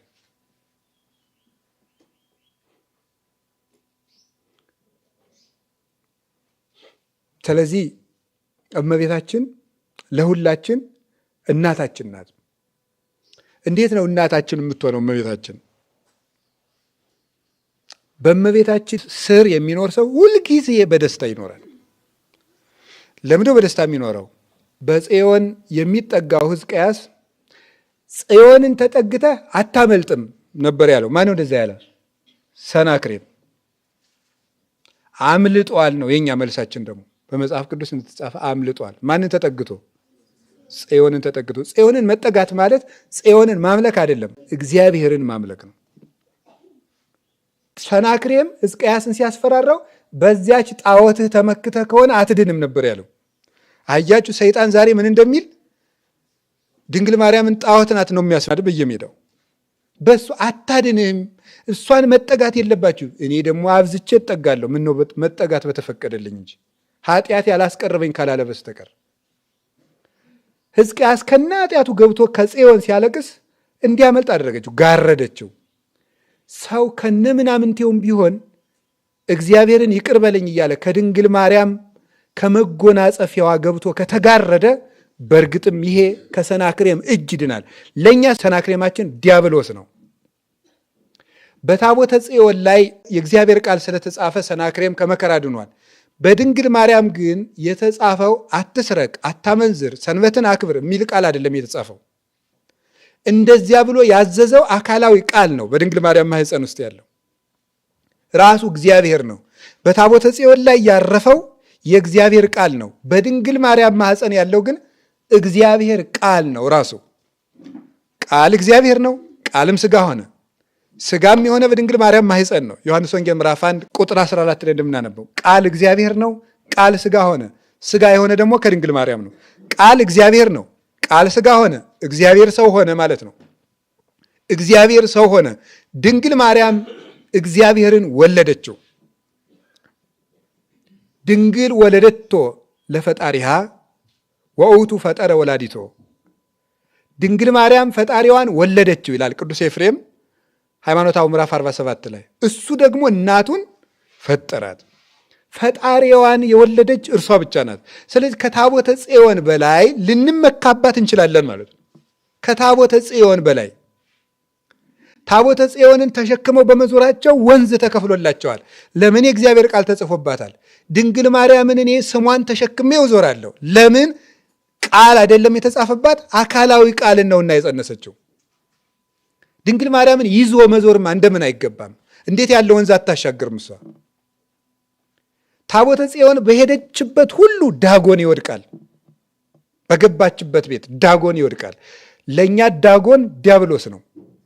ድንግል ማርያምን ይዘን በገባንበት ቤት ሁሉ ዳጎን ይወድቃል። ምሬ ነው የምነግራችሁ። ሲወድቅ ላይታየን ይችላል። እኔ ሰኞ ባይወድቅ ግድ የለኝም፣ ረቡዕ ሊወድቅ ይችላል። እኔ እያየሁት ሰይጣን ይውደቅም አይደለም፣ ብቻ ይውደቅ እንጂ ብቻ ይውደቅልኝ እንጂ በየቀኑ ውዳሴ ማርያም በደገምን ቁጥር ከእግዚአብሔር አማልጅን ባልን ቁጥር ሰይጣን ሲወጣ ብናይ ኩራታችን ያስቀምጣል። ስለዚህ ሳናየው ይውጣ አይሻልም? ሳናየው ይውጣ፣ መድኃኒዓለም ያውጣው። እኔ ሰይጣን ሲወጣ ምን አስተያየኝ? እንዴ አንዳንዱ ሰው ጋኔን የያዘው ሰው ከካህናት ያመጣና መስቀል ኃይልን መስቀል ጽንን መስቀል ቤዛነ በጌታችን በኢየሱስ ክርስቶስ አይዟችሁ ይሻለው ዛችሁ ሲባል ይጠይቁት እንጂ አባ ይጠይቁት ማን በሉት ይላል። የግድ መንፈራገጥ አለበት? እንዲሁ እኮ ይገርማል እኮ። እንዲሁ አምናችሁ አትሄዱ? የግድ ሲንፈራገጥ ካላያችሁት፣ ትንሽ ዕቃ ካልሰባበረ በቃ የሆነ ሰው በእርግጫ ይበል የግድ ዝም ብላችሁ አምናችሁም አትሄዱ። የሆነ ጅው ግርግር ካልተፈጠረ ሰይጣን ይወጣ አይመስለውም ብዙ ሰው ማለት ነው። አምናችሁ ከሄዳችሁ እኮ ዝም ብሎ ቄሱ በጌታችን በኢየሱስ ክርስቶስ ስም ብሎ ዝም ብሎ አማትወት ደህና ዋሉ ቤቱን ውሰዱ ሲላችሁ ካመናችሁ ይለቃል። እኔ እውላችሁ ጽዮን በገባችበት ዳጎን የሚወድቅ ከሆነ ድንግል ማርያምን ይዤ የትም ይዞራል። እንዲሁ በዚህ የምኮንን ከሆነ 100 ሚሊዮን ጊዜ ልኮንን ድንግል ማርያምን ያስክብሎ ሆሆ ወይ መኮንን እንዲህ ያላል። ታቦተ ጽዮን ስትመጣ ዳዊት እንዴት ብሎ ደስ ብሎት እንደዘለለ አይታችሁታል። ደስ ብሎት ንጉሥ ሲዘል እንደ ሕፃን ሚስቱ እስከምትታዘበው ኧረ ስንታየን እቴ ንጉሥ እያለች እስከምትቀልድበት ድረስ። ለምን? በጽዮን ላይ ያለውን የእግዚአብሔርን ቃል ያያልና። እኛ በድንግል ማርያም ስም ማኅሌተ ጽጌ ቢቆም፣ ሰዓታት ቢቆም፣ ፍልሰታን ብንጾም፣ ቅዳሴ ማርያም ብንቀድስ፣ ውዳሴ ማርያም ብንደግም አቤት አቤት ጅል ያልገባችሁ ልንባል እንችላለን። ግድ የለም እኛ ገብቶናል። እሷ የተሸከመችው ሕያው ቃልን ነው። ድንግል ማርያም በመጣችበት ሁሉ ደስታ አለ። ጽዮን ባለችበት ደስታ አለ። ድንግል ማርያም ባለችበት ደስታ አለ። እና ያንን ደስታ እንድትሰጠን ምንድን ነው ማድረግ ያለብን መሰላችሁ? ልጇ እንደሆናችሁ ሁልጊዜ አስቡ። ልጆቿ እንደሆን ማሰብ ማለት ነው። ገብቷችኋል? እንዲሁ ዝም ብለን እንደምናከብራት እንደ ትልቅ ሰው ነገር አይደለም መሳል። ከትልቅ ሰው በላይ ናት። ቁም ነገሩ እንደሱ መሳል ሳይሆን እኔ ልጇ ነኝ ብሎ ማሰብ ነው። ይህ ምን ማለት እንደሆነ ገብቷችኋል? እናት ለልጇ ምንድን ነው የምታደርግለት? ሁሉን ነገር ታስተምረዋለች። አይደለም ነው? እሳቱን ስታስተምረው ይሄ እፉ ነው ይበላል። አባቱን ደግሞ ማን ትለዋለች? ይሄ ባባ ይባላል ትለዋለች ማለት ነው። ይሄ ደግሞ ወንድም ነው ትለዋለች። የመጀመሪያ የልጅ መምህር ማን ነው? ተናገሩ እንጂ አትናገሩ? አዎ ከአባት ሁሉ ይቀድማል። ወንዶች እንዳታኮርፉ፣ ባሎች እንደዚህ ያለ እዚያ ስላለ የምትኖሩ ግድ የለም። ይሄ የጾታ ትምህርት አይደለም፣ ይሄ የክርስትና ትምህርት ነው። ወንድም ጀግና ነው፣ አይዟችሁ። ስለሱም ደግሞ ሌላ እናወራለን፣ ችግር የለም፣ አይቸግረንም። ወንድን ደግሞ ወደ ሰማይ እንሰቅለዋለን፣ ችግር የለም። ብቻ እንዳትወድቁ እንጂ ሲርቅ። የመጀመሪያ የሕፃን ልጅ መምህር ማን ነው? እናቱ ናት። መጀመሪያ ሰውን የሚታወቀው ከእናቱ ነው። የመጀመሪያችን የእኛ መምህር ማን ትመስላችኋለች? እመቤታችን እኮ ናት። የመጀመሪያይቱ መምህራችን፣ እውነቴን ነው የምነግራችሁ፣ መምህርት የመጀመሪያይቱ። ሐዋርያት ለስብከት ሳይሰማሩ የመጀመሪያ መምህርታችን፣ የመጀመሪያም ትምህርት ቤታችን ናት። አባታችን ያስተዋወቀችን እናታችን፣ ይሄ ነው አባታችሁ ያለችን እኮ ናት። ወንዙን፣ ገደሉን፣ ሳሩን፣ ቅጠሉን ሁሉ አባት እያደረግ ስንሰግድ ስንኖር ጣዖት ሲንበረከክ ሰው ሁሉ በጨለማ እንደሚርመሰመስ ሰው የምንጨብጠውን የምንለቀው ጠፍቶን ግራ በገባን ጊዜ እውነተኛይቱ ምስራቅ ድንግል ማርያም ናት። ለካሱ ነው ይሄ ነው እንዴ እንድንል ያደረገችን። አይዛብን ከጨለማ ቦግ ብሎ ብርሃን ወጥቶላቸው ፊት ለፊት እግዚአብሔርን ያለ መጋረጃ እንዲያዩት ያደረገች እመቤታችን ናት። እንዲህ ያለች ናት የመጀመሪያይቱ መምህርታችን። ሐዋርያት ሳይሰብኩ መጽሐፍ ቅዱስ ሳይጻፍ አዲያ አንዳንዱ የዋ መጽሐፍ ቅዱስ ላይ አለ ይላል። አንዱ አለ በኦሪት ያለ ሰውዬ ሲሳደብ ሰምታችሁታል። ኦሪት ሽማግሌ አትሳደብ ብላ ነው እንጂ ጆጃዋ ብዬ ሰድብ ነበር አለው። በውስጡ ምን እያደረገ ነው? እየተሳደበ ማለት ነው። ኦሪት ሽማግሌ አትሳደብ ብላ ነው እንጂ ጆጃዋ ልህ ነበር ብሎ በስልት ተሳደበ። ማን ነው እንደዚያ ያለ? አቤሜሌክ ነው አይደል? አቤሜሌክ ነው። እንዲያው እኔም እኮ የሆነ ነገር ልል ብዬ አይባልም ለካ እንደዚህ የሚሉትን ሰዎች መጽሐፍ ቅዱስ ላይ ማርያም ተማልዳለች የሚሉ መጽሐፍ ቅዱስ ላይ አለ ይላል። መጽሐፍ ቅዱስ ሳይጻፍ ሐዲስ ኪዳን ገና ሳይሰበክ ሕፃኑ ጌታ ኢየሱስ ክርስቶስ ለሰው ብሎ የሰው ቋንቋ እየተማረ ገና አፉን ሳይፈታ እምነትን፣ ትህትናን፣ ፍቅርን ያስተማረችን ሃይማኖትን የሰበከችን እሷ እኮ ናት የምስጢረ ሥጋዌ መምህርት። ከዚያ በኋላ እሷ ያመነችውን እኮ ነው ልጇ የሰበከው እየዞረ እሷ ያመነች የመጀመሪያይቱ አማኝ የመጀመሪያይቱ መምህርት። በኋላስ ምንድን ነው ያደረገችው? ልክ አብ ለልጁ የመሰከረው ነገር አለ። ምንድን ነው ያለ? ወሎቱ ልጄን ምን በሉት ነው ያለ? ስሙት። እሷ ሀሳብ ምን አለች? ኩሎ ዘይቤለክሙ ግበሩ፣ የሚላችሁን አድርጉ አለች። ልጄ የሚላችሁን ከሰማችሁ ትድናላችሁ ብላ ያስተማረችን፣ በሕይወቷ ያስተማረችን፣ በቃሏ ያስተማረችን እመቤታችን ቅድስት ድንግል ማርያም ናት። ከቃሉ ጋር ላችሁ ስለዚህ እመቤታችን እናታችን ናት ሲባል መምህርታችን ናት። ልጅ ሁሉን የሚማረው ከማን ነው? ከእናቱ ነው። እመቤታችን ታስተምረናለች፣ አሁንም ታስተምረን። እውነቴን ነው የምነግራችሁ፣ ከእሷ የተጠጋ ሰው ይማራል። ብዙዎች ተምረዋል። እነ ቅዱስ ኤፍሬምን አስተምራቸዋለች፣ አላስተማረችም? አስተምራ ምስጢር አባ ጊዮርጊስን ያህል ትናንት ታሪኩ በእጅ የሚጨበጥ እህል እየፈጨ ፊደል መለየት ያልቻለውን ሰውዬ ነው 40 መጽሐፍ የደረሰ ሊቅ ያደረገችው። እሷን እየለመለ ከስሏ እየተመጸነ ቅዱስ ያሬድ ፊደል አልገባ ብሎ 7 ዓመት ሙሉ የደከመውን እሷ ናት ምስጢር የገለጠችለት። ለዚህ ነው እኮ አክሱም ጽዮን ውስጥ ከመቅደሱ ገብቶ አንቀጸ ብርሃንን ያመሰግናል። አንቺ ጨልሞበት መምህሩ አጎቱ ነበር እየደበደበ፣ አንተ ትምህርት አይገባም ሂድ አባቱን ውሰደው ይሄንን እያለ ይህ ትምህርት አይገባውም፣ አባቱ ደግሞ መልሶ መስጠት። መጨረሻ ላይ እመቤታችን ቦግ ስታደርግለት ጨለማውን የገፈፍሽልኝ የብርሃን መስኮት፣ የብርሃን በር፣ የብርሃን እናት አንቺ ነሽ ብሎ አንቀጸ ብርሃን አለ። ያን ሲያመሰግን ነበር አክሱም መቅደስ ውስጥ ክንድ ከስንዝር ከፍ ያለ ከመሬት። ይኸው ሌሎቹም አሉ። አባ ዮሴፍ የሚባሉ ኢትዮጵያዊ ጻድቅ የቅዱስ ያሬድን አንቀጸ ብርሃን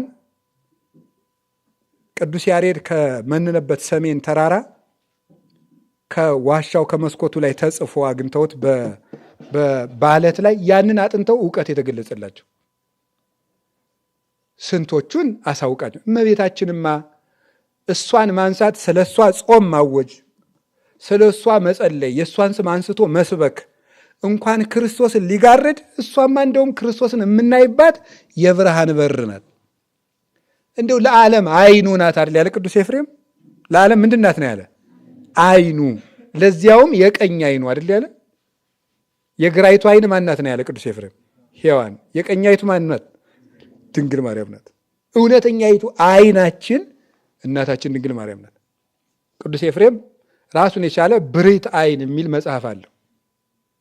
በዚያ ድርሰቱ ውስጥ ድንግል ማርያምን የእኛ የቀኝ አይናችን መጀመሪያ ብርሃን ያረፈባት ምድር ድንግል ማርያም ናት ብሎ ይናገራል። እና እመቤታችን እናታችን ስለሆነች በእሷ ስንኖር ደስ ይለናል። ሰው ሁሉ ምን ይላል ነው ያለ ቅዱስ ዳዊት? እናታችን ምን ይላል? ንገሩኝ እንጂ ጽዮን ይላል። ሰው ሁሉ እናታችን ጽዮን ይላል። ስለዚህ እመቤታችን እናታችን ናት። ምን ያደረገችን እናት? ያስተማረችን በሉ እንጂ እስኪ በሉ አቤት። ሁለተኛ አንድ ነገር ልንገራችሁ። የልጅ አንደበቱ ማን ናት? እናቱ ናት። የልጅ አንደበቱ ምን ማለት ነው? የልጅ አንደበቱ ማለት ቢያመው ምን ቢለው ለሰው የምትናገርለት ማናት? አፉ ያልፈታው ልጅ እናቱ ናት የምትናገርለት። ልጅ እያለን ታስታውሳላችሁ? እናንተ አላረጋችሁ ይችላል። እኔ ለራሴ ሕፃን ሆነን የምናረገው ነው። ከሰው ድግስ ምናምን ሂደን እናቶቻችን ጋር የሆነ ነገር ከፈለግ ማንን ነው የምንጠይቅ? ሰዎቹን ነው? ማንን ነው የምንጠይቅ? እናታችን ነው። ጠጋ ብለን ያንን ነገር እንዲሰጡ ንገሪልኝ የምንል ማለት ነው። ስለምንፈራ እንድትናገር የምናስቸግር ማንን ነው? በሰዎቹ ቤት ራሱ ካላመጣሽ ብለን የምናለቅስ ማን ቤት ላይ ነው? ማን ላይ ነው? እናታችን ላይ ነው የምናለቅሰው። እና የልጅ አፉ ምኑ ናት? እናቱ ናት። እመቤታችን የኛ አንደበታችን ናት። የኛ አንደበታችን ናት። ልጅ የሚያስፈልገውን አያውቅ፣ የማያስፈልገውን ሁሉ ነው የሚጠይቅ። የማያስፈልገውን የሚጠቅመውን የምታውቅለት ማን ናት? እናቱ ናት። እኛ የሚጠቅመንን አናውቅም። የሚጠቅመንን የምትለምንልን አንደበታችን ማን ናት? እመቤታችን ናት። ለዚህ ነው ቅዱስ ያዕቆብ ዘስሩግ ሲያመሰግናት ምንድናት? እመቤታችን አንቺ የቤተ ክርስቲያን ምንድን ነሽ ነው ያለ? አንደበት ነሽ ነው። የቤተ ክርስቲያን አፏ ድንግል ማርያም ናት። ፍጥረትን ሁሉ ወክላ ለልጇ ጸሎት የምታቀርብ፣ የእኛ ጸሎት ባይሰማ እንኳን በእሷ በኩል ጸሎት ይደርስልናል። ለልጇ ያርጋል፣ ተሰሚነት አላት። እንዲህ ያለች እናት ነው ያለችን። ቃና ዘገሊላ ላይ እንደምታስታውሱት እነዚያ ሰዎች ለኢየሱስ ክርስቶስ ሂደው ጠጅ አልቆብናል ብለዋል አላሉም? ማናት አንደበት የሆነቻቸው? እመቤታችን ናት። የእነሱን ልመና ወክላ ቀረበችላቸው እመቤታችን። ስለዚህ እኛ የሌለንን ነገር አይታ ለልጇ ትነግርልናለች ብንል ምንድን ነው ኖሩ? ጎደሏችን ለልጇ ታቀርብልናለች። ለምን? እናታችን ናት። የእኛ ጸሎት ገና ዲዳ ነው ስለሆነ እሷ ግን ሽክፍ አድርጋ ታቀርበዋለች። ከቃሉ ጋር ናችሁ? እኔ ድንግል ማርያም እናታችን ስለሆነች በእሷ የሚኖሩ ሁሉ ደስ ይላቸዋል። ለምንድነው ደስ የሚለን? አንደኛ አሁን እንዳልኳችሁ እናታችን ስለሆነች ነው። ልንገራችሁ አንድ ነገር። ድንግል ማርያም አማላጅ ናት ምናምን ተብሎ መጽሐፍ ቅዱስ በስሟ እንደዚህ ብሎ ቢጻፍ እኔ እንደውም ይገርመኝ ነበር። ታማልዳለች እንደዚህ ተብሎ ቢጻፍ፣ ይሄ ታማልዳለችማ ለማንም ምን የተባለ ነው? ለማንም ሰው የተሰጠ ነው። ይሄ ለጻድቃን ተሰጥቷቸዋል። አንዱ ለሌላው ይጸልይ ተብሎ ያዕቆብ ምዕራፍ 5 ቁጥር 14 እስከ 17 ተጽፏል። አንዱ ለሌላው እንዲጸልይ የጻድቅ ሰው ጸሎት ግዳጅ ይፈጽማል ተብሎ እስመ ጸሎተ ጻድቅ ትክሎት አሰልጥ ተብሎ ተጽፏል። ለሌሎችም አለ ተፈቅዶላቸዋል። ድንግል ማርያም ግን ታማልዳችሁ ብሎ ሳይሆን የሰጠን ምን ትሆናችሁ ነው የሰጠን? እናት ትሆናችሁ ነው። እናት ትሆናችሁ ማለት ከምልጃ ሁሉ ያለፈ ነው። የምንፈልገውን ነገር ሁሉ ከማን የምንጠይቅ? አሁን አንዳንድ ሰው እንዲው አሰጭንም ተብሎ ይጸለይ፣ እመቤታችን እንዲው ስጭን ተብሎ የሚጸለይ ለምንድን ነው ይላል። እናቴን ስጭኝ የለ እንዴ? ለምሳሌ አንድ ጥያቄ ልጠይቃችሁ። እንጀራን የፈጠረ ማን ነው? እግዚአብሔር ነው። እሺ እናቴን እጄ እንጀራ ስጭኝ ማማ ስል እግዚአብሔርን ረስቸዋለሁ ወይስ አልረሳሁትም? እስኪ ተናገሩ። ነው የሄድኩ ጠዋት ማታ እግዚአብሔር አቤት ቁርስ ልበላ ነው ስጠኝ ያቅርብልኝ፣ እግዚአብሔር ከሻንጣው ልብስ አውጥተህ ልብሰኝ ይባላል? ወይስ ደግሞ እናቴን ልብስ ግዢልኝ ማለት አይ ይሄ የለም ልብስ ግዢልኝ የሚል መጽሐፍ ቅዱስ ላይ የለም። እናሳ እግዚአብሔር ናንድና ልብስ ግዛልኝ ቡቲክ ልል ነው? እንዲሁ የጅልነት እኮ መጨረሻ እኮ ነው ይሄ። መጽሐፍ ቅዱስ ላይ የለም። እናቴ አቤት እናቴ ሕፃን ሳለሁ 6 ወር ገላዬን ታጥበኛለች እንድታጥበኝ መጽሐፍ ቅዱስ ላይ ተጽፏል? ተጽፏል? የለም። አለ? የለም። እናት አቤት ገላውን እጠቢው ልጁን፣ የለም። እንደዚህ የሚል የለም። በእናትነቷ ተሰጥቷታል። እመቤታችን እንድታስታምመን፣ እንድትንከባከበን፣ ከድፋችን እንድንነጻ እንድትጸልይልን፣ እንድትመግበን እናታችን አድርጎ ነው የሰጠን። ማማለድ ምናምን የሚባል ነገር ይሄ ባልንጀራ ለባልንጀራውም እግዚአብሔርን ይቅር በለው ብሎ የሚያደርገው ነው። ቅዱስ ሰው ብቻ አይደለም፣ ባልንጀራ ለባልንጀራው ይማልዳል፣ ይጸለያል። እገሌን ይቅር በለው ብሎ ለምሳሌ አንድ ገል እንቀራችሁ፣ በደላችንንም ይቅር በለን የሚለው ውስጥ ምልጃ አለ የለም? ምን የሚለው ይቅር በለኝ ነው በለን ነው። በለን ስል ለማን ጭምር እየጸለይኩ ነው? ለወንድሜ እየጸለይኩ ነው፣ ለእህቴ እየጸለይኩ ነው። እዚህም ውስጥ እኮ ምልጃ አለ። ማማለድማ ጓደኛ ለጓደኛውም ይኸው በደላችንን ይቅር በለን ማቴዎስ ወንጌል ምዕራፍ 6 ላይ አንዱ ለሌላው ይጸለያል። ድንግል ማርያም ግን ለእኛ እናታችን ናት። ታሳድገናለች፣ ትንከባከበናለች፣ እንድንነጻ ወደ ልጇ ታስታርቀናለች። በደሙ እንዲቀድሰን እጃችንን ይዛ ጭቃ ላይ ተንበላብሶ ወድቆ ያገኘችውን ሕፃኗን እናት እጁን ይዛ ወደ ውሃ ወስዳ እንደምታጥበው ሁሉ ካለንበት የኃጢአት አረንቋ እጃችንን ይዛ ልጇ በደሙ እንዲቀድሰን ወደ ልጇ ታቀርብናለች። ወደዚች ምንጭ ነው መምጣት። እኔ የሚጠበቅብኝ እናንተ የሚጠበቅባችሁ እጃችንን ለእናታችን መስጠት። እጄን ይዘሽ ሳቢኝ ማለት ይዛን ከልጇ እንድታደርሰን ያ ነው። እና እመቤታችን እሷ ተጠግቶ የሚኖር ሰው ደስ ይለዋል። ለምን ነው ደስ የሚለን? የመጀመሪያው የዓለሙን የመጀመሪያ ደስታ የተቀበለችው ማናት? መጀመሪያ የተቀበለችው ማናት? እመቤታችን ናት። የዓለሙን ሁሉ ደስታ የተቀበለች እመቤታችን ናት። አዎ ተፈስሒ እስመ ተወከፍኪ ቃሎ ለመላክ ፍስሐ ኩሉ ዓለም። ለዓለሙ ሁሉ ተላ ደስታ የሚሆን የመላኩን ቃል አምነሻልና ደስ ይበልሽ አይደል ያለት?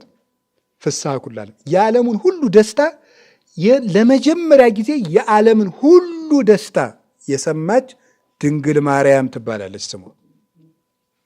የዓለሙን ሁሉ ደስታ ለመጀመሪያ ጊዜ የሰማች፣ ለመጀመሪያ ጊዜ የዓለሙን ሞት በጆሮዋ የሰማች ሔዋን ትባላለች።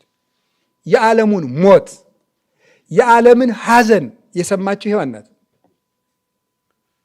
የሴቶችን ሁሉ ሐዘን የሰማችው የሔዋን ጆሮ ናት። የፍጥረትን ሁሉ ደስታ የሰማ ጆሮ፣ መጀመሪያ የሰማ ጆሮ የድንግል ማርያም ጆሮ ነው። ወደዚህ ጆሮ ሄጄ ብጮህ ምንኛ ዋጋ ያሰጠኛል? ወደ እመቤታችን ጆሮ ሂዶ መጮህ እኮ ደስታ ሁሉ የፈሰሰበት ጆሮ ነው። ለዚህ እኮ ነው ናዛዚትነ እምሐዘን ምንላት፣ ከሐዘን የምታረጋጋን ምንለው ለዚህ ነው። የእመቤታችን ጆሮዋ ደስታ የፈሰሰበት ነው። ደስ ይበልሽ እግዚአብሔር ካንቺ ጋር ነው፣ የምትወልጂው ልጅ ቅዱስ የእግዚአብሔር ልጅ ነው፣ ለያዕቆብ ወገን ለዘላለሙ ይነግሷል፣ ለመንግስቱ ፍጻሜ የለውም የሚል ደስታን ዓለም ሁሉ ሲጠብቀው የነበረውን ደስታ የሰማች እመቤታችን ናት። ያንን ደስታ በማህፀኗ ወሰነችው። ያ ደስታ ከእሷ ተወለደ። ከዚያሳ ምንድን ነው? መንፈስ እግዚአብሔር በላዕሌ ከመ እዜንዎሙ ተፍሥሕተ ለነዳያን፣ ለድሆች ደስታን መጽናናትን እሰብካቸው ዘንድ የእግዚአብሔር መንፈስ በእኔ ላይ ነው አለ መዝሙር 63 ላይ። ከዚያ በኋላ ለድውያን ደስታ ሰጣቸው ክርስቶስ፣ ለአንካሶች ደስታ ሰጣቸው፣ ለዕውራን የብርሃን ደስታ ሰጣቸው፣ ለኃጢአተኞች የስርየት ደስታ ሰጣቸው፣ ለደነቆሩት የጥበብ ደስታ ሰጣቸው፣ ገሃነም ውስጥ ስላሉት የነፃነት ደስታ ሰጣቸው፣ ባሪያ ለነበሩት የልጅነት ደስታ ሰጣቸው፣ ለተራቡት ስጋውን ደሙን ደስታ አድርጎ ሰጠ ክርስቶስ፣ ለተራቆቱት በልጅነት ብርሃን አለበሳቸው። ያንን ደስታ የሰማችውም የታቀፈችውም የወለደችውም አዝላው የተንከራተተችውም እርሷው ናት። ስለዚህ በድንግል ማርያም እቅፍ ውስጥ ያለ ሰው በደስታ ይኖራል። ደስታን ሰምታለች፣ ደስታን ጸንሳለች፣ ደስታን በከንፈሮቿ ስማለች፣ ደስታን አቅፋዋለች፣ ደስታን አዝለዋለች። ደስታ ከእሷ ጋር ይኖራል። የድንግል ማርያም ስሟ በገባበት ስሟ በተጠራበት ሁሉ ሰላም አለ። እውነቴን ነው የምነግራችሁ። አሁን ብዙ ሰው እስኪ አንድ ጥያቄ ልጠይቃችሁ። ሁላችሁም በታማኝነት ለ5 ሰከንድ ታስባላችሁ። ሲበሽቃችሁ መጀመሪያ የምታደርጉት ምንድን ነው? አስቡ ትንሽ። እሺ 10 ሰከንድ ላድርገው፣ 30 አይሆንሽ፣ 1 ደቂቃ። ሲበሽቃችሁ ምንድን ነው የምታደርጉት? እስኪ አስቡ ትንሽ። እስቲ ሲበሽቀው ውዳሴ ማርያም የሚያነሳ ሰው አለ? አሁን ይኖራል? የለም አይባልም መችስ፣ እግዚአብሔር ሰው ሞልቶታል። ግን በአብዛኛው አይመስለኝም። መትከንከን ነው። በሳሩ መሬቱን ቁፍር ቁፍር ቁፍር ቁፍር ቁፍር ቁፍር፣ እጣትን ጠሽ ጠሽ ጠሽ ጠሽ ማድረግ፣ በእግር መሬትን ተም ተም ተም ተም ማድረግ። በቃ እንደዚህ ያለው ማለት መፍትሄ የሌለው እኮ መቧጨር ነው ዝም ብሎ። ወንድም የውዳሴ ማርያምን አንሳ፣ ተፈስሒ ተፈስሒ ብለህ 5 ደቂቃ ከቆየ ልብህ ጸጥ ይላል። ይኸው አሁን ጣና አሁን ረጋ እንዳለ ነው እንደሚታይ፣ ማታ ነው የሚመጣበት። ይሁን ጸጥ ይላል፣ ሞገዱ ጸጥ ነው የሚለው። ደስታ ናታ የእመቤታችን ስም። እውነቴን ነው የምነግራችሁ፣ ደስታን የተሸከመች ነው። የህይወታችን ደስታ እሱ ማን ነው? ክርስቶስ ነው። እሱን የተሸከመችው ደግሞ ማነት? እመቤታችን ናት። ስለዚህ ድንግል ማርያም ለምንድን ነው በድንግል ማርያም የሚኖር ደስ ይለዋል የሚባለው? በእሷ ስም የሚጾም ሰው፣ የእሷን ስም የሚያመሰግን እሷን እናት የሚያደርግ ሰው ደስ ይለዋል። እና ብዙ ጊዜ ስለ እመቤታችን እዚህ ውስጥ ያለ ሰው በጎ ሕሊና እንዳለው የታወቀ ነው። ጉዳዩ ግን የምናደርገው ነው የሚጠፋን። እና በእሷ ሁነ ደስ እንዲለ ምን እናድርገው ነገርኳችሁ። ሲበሽቃችሁም ውዳሴ ማርያም ድገሙ፣ ደስ ሲላችሁም ድገሙ። የእውነቴን ነው። ሰው ሲፎክርባችሁም ማልዳ ደግሜዋለሁ አትበል። ዝም ብለህ አንሳና ድገም መጽሐፉን። ችግር ሲፈጠርባችሁ አንሱና ድገሙን። እኔ እውነቴን ነው። ፈትኑት፣ ቅመሱት። እውነቴን ነው። ዝም ብለው ውዳሴ ማርያም የሆነ ሰው ቆይ እንገናኛለን አለ አይደል? ሂድና ድገማት የዕለቷን ውዳሴ ማርያም። ኋላ ተገናኙ፣ ችግር የለም። እውነት እንዴ ገባሪ ተሰላም እኮ ናት። ሰላም ምድርና ሰማያት የታረቁ እኮ በሷ ማህፀን ነው። ሰውና እግዚአብሔር የታረቁ በድንግል ማርያም ማህፀን ነው። እግዚአብሔርና ሰው ተዋህዱባት እኮ የተዋህዶ እናት እኮ ናት። ከሷ ማህፀን ተዋህዶ ተደረገ። መለያየት በሷ ማህፀን ጠፋ። አንድነት በድንግል ማርያም ማህፀን ተጀመረ። ከዚህ የተነሳ ነው እኮ ሁከትን ሁሉ ጸጥ የምታደርገው እመቤታችን ናት። አላችሁ የሀገራችን ሁከት ሁሉ ያጥፋልን መድኃኔዓለም፣ ሰላም ይስጠን። እና ደስ የሚለን የመጀመሪያው ደስታ በድንግል ማርያም ስላረፈ ነው። ሌላው በእመቤታችን ደስ የሚለን ለምን ይመስላችኋል? በእግዚአብሔር ፊት ሞገስ ስላላት ነው። የሉቃስ ወንጌል ምዕራፍ 1 ቁጥር 30 ላይ አንብቡት። እንዲያው ተሰሚ ሰው ዘመድ ሲኖራችሁ ደስ አይላችሁ? አንዳንድ ሰው ባለስልጣን ሲተዋወቅ የሚለውን ሰምታችሁ ታውቃለች? ልደውል እንዴ የእኛ ሰዎች አሉ እኮ ምናምን ይላል አንዳንድ ሰው ማለት ነው። ይሁን እንግዲህ ይሁን፣ ጥሩ ነው ማለት ነው። ጭራሽ ቤተ መንግስቱ ውስጥ የሚመካበት ሰው ያለው ሰው አለኝ ብሎ እኮ ሰው እንዴት እንደሚኮራ አላያችሁትም እንዴ? እኔ ታዲያ እኔ እመቤታችን አለችልኝ ማለት ነውር ከሆነ 1000 ጊዜ ነውር ይሁን። ድንግል ማርያም አለችልን። እውነት ነው፣ እውነቴን ነው። ተሰሚ የድንግል ማርያም ተሰሚነቷ ቤተ መንግስት አካባቢ አይደለም። የአሜሪካ ቤተ መንግስት አይደለም፣ የአውሮፓ ቤተ መንግስት አይደለም፣ የናምን ቤተ መንግስት አይደለም። በእግዚአብሔር ቤተ መንግስት ሞገስ አላት። እስመረ ከብኪ ሞገስ በሀበ እግዚአብሔር። እኔ አላልኩም፣ እግዚአብሔር ነው ያለው። በእግዚአብሔር ዘንድ ምን አግኝተሻልና ነው የሚለው? ባለሟልነትን አግኝተሻልና ነው። በእግዚአብሔር ፊት ባለሟልነቱ የምንድን ነው? የባርነት የገረድነት አይደለም፣ የእናትነት ባለሟልነት ነው። እናት ሆኖ መቅረብ ትልቅነት ነው። በምድር ላይ ከእግዚአብሔር ወዳጆች ውስጥ በእግዚአብሔር ፊት እናት ሆኖ የመቅረብ ስልጣን የተሰጣት አንድ ሰው ብቻ ናት። እሷም ድንግል ማርያም ብቻ ናት። እና የእሷ ልጅ መሆን ደስ አያሰኝም? ደስ ያሰኛል። የድንግል ማርያም ልጅ መሆን፣ የዚች ንግሥት ልጅ መሆን፣ ለዚያውም ተቀባይነት ያላት በሰማይ ንጉሥ ዘንድ። የምድር ባለስልጣኖች እኮ ዘንድሮ ወዳጅ ያደረጉትን ከርሞ ያደርጉትን እንጃ ሊያደርጉት ይችላሉ። እኔ ቀርቤ አላውቅም። አምና የነበረው የለም። ለምሳሌ እንደው ቀለል ያለ አንድ ነገር እናንሳ። የኃይለ ሥላሴ ወዳጆች የነበሩት የመንግስቱ ኃይለማርያም ወዳጆች ናቸው። መንግስቱ ኃይለማርያም ተነሳና የአፄ ኃይለ ሥላሴን 60 ባለስልጣናት በአንድ ቀን አልየረሸናቸው። 60ውን ማለት ነው። በአንድ ቀን መስከረም 2 ይመስለኛል አንድ ቀን ውድም አደረጋቸው። ስለዚህ ያለፈው ንጉሥ ወዳጅ ለቀጣዩ ንጉሥ ወዳጅ አይደለም። ድንግል ማርያም ግን ሁልጊዜ በእግዚአብሔር ዘንድ ባለሟል ናት። ስለዚህ ድንግል ማርያም ተደማጭነት ያለው፣ ተሰሚነት ያለው፣ መከበር ያለው፣ መወደድ ያለው ስም ያላት እናት አለችን። ለስንፍናችን አይደለም ጠበቃ የምናደርገው፣ ለጥረታችን፣ ለመውደቅ መነሳታችን፣ ለመፍጨርጨራችን ነው ይህን የምናደርግ እንጂ እኛ እየበደልን ድንግል ማርያም አለችልን ለማለት አይደለም። ወደ እግዚአብሔር በምናደርገው ጥረት ውስጥ እጃችን ይዛ ለልጇ ተሰጠናለች ነው፣ ሌላ ነገር የለውም። የሚምረን ልጇ ነው፣ የሚያድነን ልጇ ነው፣ የምናመልከው ልጇን ነው። ድንግል ማርያምን አናመልካትም። አምላካችንም አይደለችም፣ ፈጣሪያችንም አይደለችም፣ እግዚአብሔራችንም አይደለችም። ለእሷም በአምልኮ አንሰግድም። የምንሰግድላት በምንድን ነው? በጸጋ ነው። የምናመልከው አንድ ነው፣ እሱም እግዚአብሔር በአንድነቱ በሦስትነቱ ልጇ ብቻ ነው የምናመልከው። ከልጇ ጋር ለማገናኘት ግን እንደ ድንግል ማርያም ለልጇ ቅርብ ሰው ሌላ አናውቅም ነው። ይህን ነው ማለት ይፈልግ። ከቃሉ ጋር ናችሁ እና በእመቤታችን ውስጥ የሚኖር ሰው ምን ይለዋል? ደስ ይለዋል። ምክንያቱም እሷ በቤተ መንግስት በእግዚአብሔር መንግስት ወዳጅነትና ባለሟልነት አላት።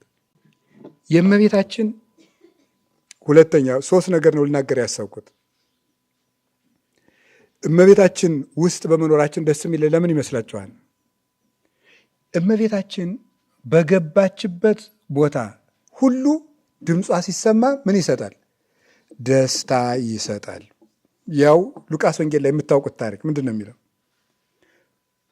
ወሶበ ሰማይኩ ቃለኪ እንዘ ትታምህኒ አንፈራጸ እጓል በውስተ ከርሴ በፍስሐ ወበሐሴት። አንቺ ያንቺን የሰላምታሽን ድምፅ በሰማው ጊዜ ጽንሱ በማኅፀኔ ውስጥ በምን ደስቷል ዘሏል ነው ያለችው? በደስታ ዘሏል ይላል። የድንግል ማርያምን ድምፅ መስማት ደስታን ይሰጣል። እሷ ከገባችበት ቤት ሁሉ ደስታ አለ። ከቃሉ ጋር ናችሁ? አዎ። እሷን መስማት ደስታ ይሰጣል ለልብ። ለጽንስ እንኳን ደስታ ሰጥቶታል። እንዲሁ ይገር የእናቱ ማህፀን ቢጠበው ይላል። ለድንግል ማርያም መስገድ ፈልጎ ለእናቱ ማህፀን ቢጠበው እዚያው ውስጥ ሆኖ አማሃውን አቀረበ ይላል ቅዱስ ኤፍሬም ሲተረጉም። ይሄ ጊዜው ባይደርስለት ምን ነው ተወልጄ ሰፍቶኝ በሰገድኩላት ብሎ ጊዜ አልበቃው ቢል አካሉ ባይመጥነው እዚያው ውስጥ ሆኖ እንዳቅሙ አቀረበላት። ጽንስ የሚናፍቀው ድምፅ ያላት በሆድ ውስጥ ላለ ደስታን የምታድል እናታችን ድንግል ማርያም ናት። የሚሰማት ሁሉ ደስታን ይሰማል። አሁንም ውዳሴ ማርያምን ስትሰሙት ድምጿ ይገባል። ያ ደስታን ይሰጥን ነው። የእመቤታችን ምስጋናዎቿ ሁሉ ደስታን የሚሰጡ ናቸው። አይታወቁንም፣ ግን አሁን እየኮሰኮሳችሁም ቢሆን ጀምሩ። ዝም ብሎ እንቅልፋችሁ እየመጣም ይሄ አለ ዛር አለ ጋኔን አለ አይደለ የሚያስፋሽገው። ደህና የነበራችሁ ሰዎች አይደል መጽሐፍ ቅዱስ አንድ ምዕራፍ ማንበብ ሲጀምሩ ምን የሚያስብለው ማለት ነው። ዛሩ እኮ ነው፣ አይጣ ላይ ድረስ ነው። ዛር በጣም ክፉ ነው። ይሄ ሰው ሁሉ እኮ በህልሙ ሁላ እንትን አይቼ በቅቼ ደግሞ ሳይጸልይ በቅቼ የሚያሰኘው ዛሩ ነው። እንዲሁ እኮ ይገርማል እኮ። እና ዝም ብላችሁ ጸልዩ እንደዚያ ቢል እመቤታችን ቢያጠራጥራችሁ የሚያጠራጥር ድምፅ በዚህ በጆሯችሁ ሹክ ሹክ ቢላችሁ ይላል እኮ መጽሐፈ መነኮሳት። ሰይጣን ምን ያደርጋል መሰላችሁ? እንደ ትንኝ ሁሉ መጥቶ ይጮሃል ጸሎት ስትጀምር ይላል። አሁን ሌሊት አይታችሁ ታውቃላችሁ? ለጸሎት ስትቆሙ ትንኝ ይመጣና ኝኝኝኝኝ ይላል። በፊት የለም ጸሎት ስትጀምሩ ነው። እና የሚመጣ በግራ ጆሮ ነው ምልክቱ ይላል አረጋዊ መንፈሳዊ። በግራ ጆሮ ትንኝ ከሆነ ቀጥሎ እንቅልፍ ይመጣል። ንቃበት። ስለዚህ እንዳተኛ የዛ ጊዜ ነው ይመጣል። እግራችን ያቅመደምደዋል። አንድ ሰውዬ እንደውም ቢሮ የሚሰራ ሰው ምን አለ፣ ሁልጊዜ የጸሎት መጽሐፍ ይዤ ስቆም ነው አለ ቢሮ ውስጥ የጠፋኝ ዶክመንቱ የት እንዳለ ትዝም ይለኛል። ይሄ የሁላችን ነገር እኮ ነው የተናገረው ያ ወንድማችን። እንዲያው የሁላችን ማለት ነው። የእውነት እኮ ነው። ግድ የላችሁም። እንደዚያ እያልንም ቢሆን ዝም ብላችሁ ጸልዩት። እንደዛ እያልንም ቢሆንም ወዲያ ሲፈልግ እንትን ካሊፎርኒያ የሚሄድ ዱባይ የሚሄድ ልባችን ዝም ብላ አንብ። እግዚአብሔር ያውቃል። መጨረሻ ላይ ይመለሳል። የሆነ አውቆ ደግሞ ምን ያደርጋል ሰይጣን? ተንኮለኛ አይደል? የሆነ ጊዜ የሰራነውን ኃጢአት ያመጣና አቤት የእግዚአብሔር ቸርነቱ እንደዚህ አድርጌ እኮ ነው የቻለኝ። ጸሎቱ ላይ እኮ ነው አውቆ። ይሄ ንስሐ እንዳይመስላችሁ፣ ተንኮለኛ ነው። ምን ለማለት ፈልጎ መሰላችሁ? አውቆ በንስሐ እየተጸጸት የምትጸልይ ያስመስልና እዚያ ኃጢአቱን መተረክ ትጀምራል። መተረክ ስትጀምር ጸሎቱ ሰኞ የነበርከው እሑድ ደርሳል። ሆን ብሎ እኮ ነው። ንስሐ እንድገባ መስሏችኋል? አይደለም። እሱ ሌላ ጉዳይ ነው። አሁን ጀማሪ ሰው መጸለይ ያለበት ከምኑ ጋር ነው? ከቃሉ ጋር ብቻ ነው መሆን። ዝም ብሎ ቃሉን እየተከታተሉ መጸለይ ነው። ጸሎቱ መሀል እንዲሁኝ እንዲሁኝ አውቆ እንትን በደላችንን የሚቅር በለን እኛም የበደሉንን ይቅር እንደምንል ገብረስላሴና ያመጣዋል። አውቆ ከዚያ በኋላ ግን ለምንድን ነው ግን የተጣሉኝ? እኔ እኮ ክፉ አልነበርኩም ምናምን ይልና ምን ያመጣል? ሌላ የሆነ ሰነድ በጭንቅላት ውስጥ ያመጣና ልብን ይዞ ጭልጥ ከማለት ይልቅ ምንድን ነው የሚሻለው? ዝም ብሎ ከጉዳዩ ጋር መሆን። ቢገባንም ባይገባንም፣ ቢረዳንም ባይረዳንም፣ ሕሊናችን ቢሰበሰብም ባይሰበሰብም።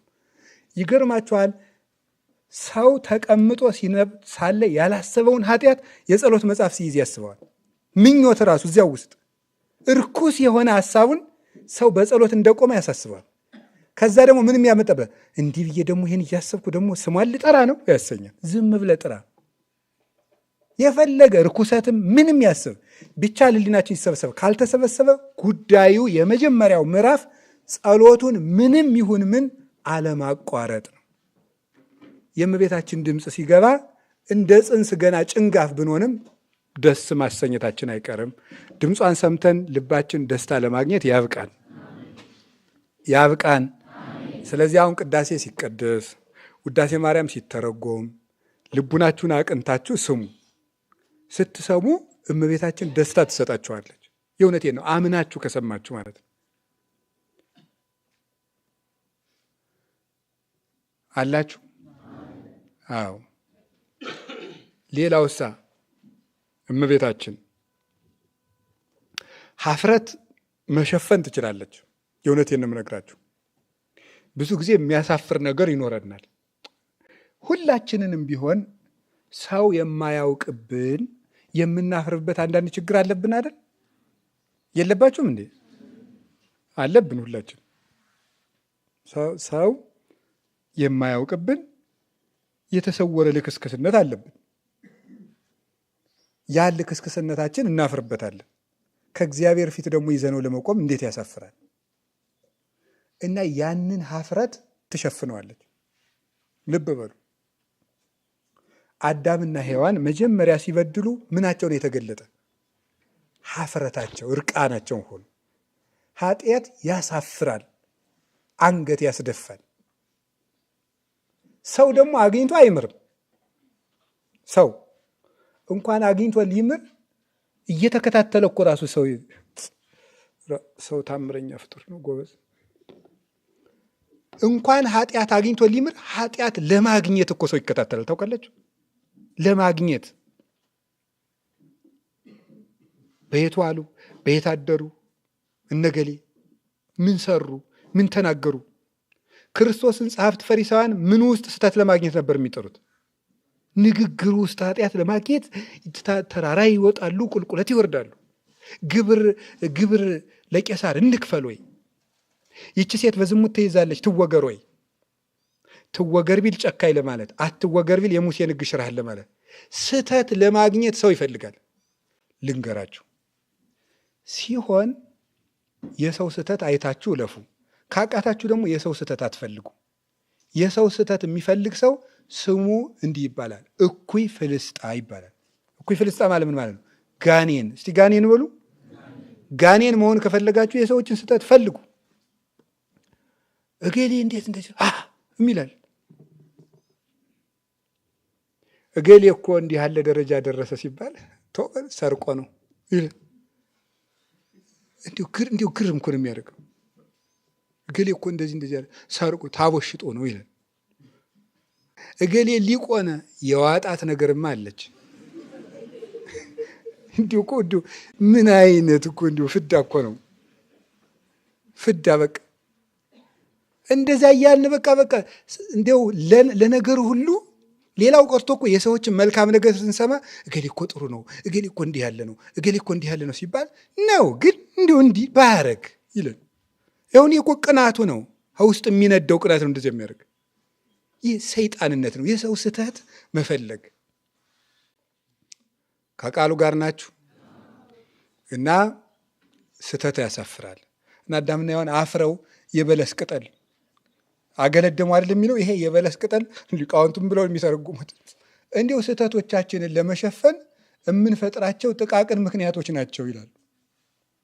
ለማደባበስ የምንለው ምናለ በቅጠሉ እኮ አይሸፍንም አያስቀርም። እና ያ ቅጠል ምንድን ነው? ኃጢአታችንን ለመሸፈን ሌላ ኃጢአት መስራት ነው። በለስ ኃጢአት ስለሆነ ሌሎች ጥቃቅን ነገሮች እንደ በሕግም እኮ ይባላል ወንጀለኞች ይላሉ አሉ ፖሊሶች ናቸው አሉ። በሕግ ትምህርት ነው ሰው ነው የሕግ ተማሪ ነው የነገረኝ። እንግዲህ ወንጀለኞች መረጃ የሚያወጡት መረጃ ለመሸሸግ ሲሞክሩ ነው ይባላል። ገባችሁ አይደለም? መረጃ ለመሸሸግ ሲሞክሩ ምን ያወጣሉ? መረጃ ያወጣሉ። እና በለስ መሸፈን ማለት እሱ ነው። በማይረቡ ስህተትን ለመሸፈን ብሎ ሌላ ምን መስራት ነው ደግሞ? ሌላ ስህተት መስራት ማለት ነው። ሌላ ስህተትን ለመሸፈን ሌላ መሳሳት ነው በለስ። እና አዳምና ሔዋን ራሳቸውን የሚሸፍኑበት አጥተው ነበረ። ያንን ሀፍረት ሰዎች ያፈሩበትን ነገር የሚሸፍን ጸሎት አላት እመቤታችን።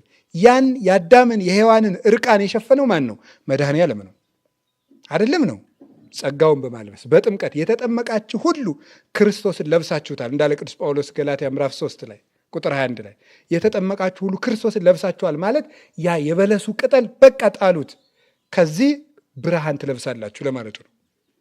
እመቤታችን ሀፍረትን ሁሉ ልጇ እንዲከድን የሚያደርግ ጸሎት አላት። መልሼ የምወስዳችሁ ወደ አንድ ታሪክ ነው የምታውቁት ታሪክ። ያም ታሪክ የቃና ዘገሊላው ታሪክ ነው። እነዚያ ሰዎች የገጠማቸው ምን አይነት ታሪክ ነው? ምን አይነት ችግር ነው የገጠማቸው? ሀፍረት ነው አይደለም? ነው። ያ ሁሉ ሰው አንድ ሰውዬ እንዲህ አለ ይባላል።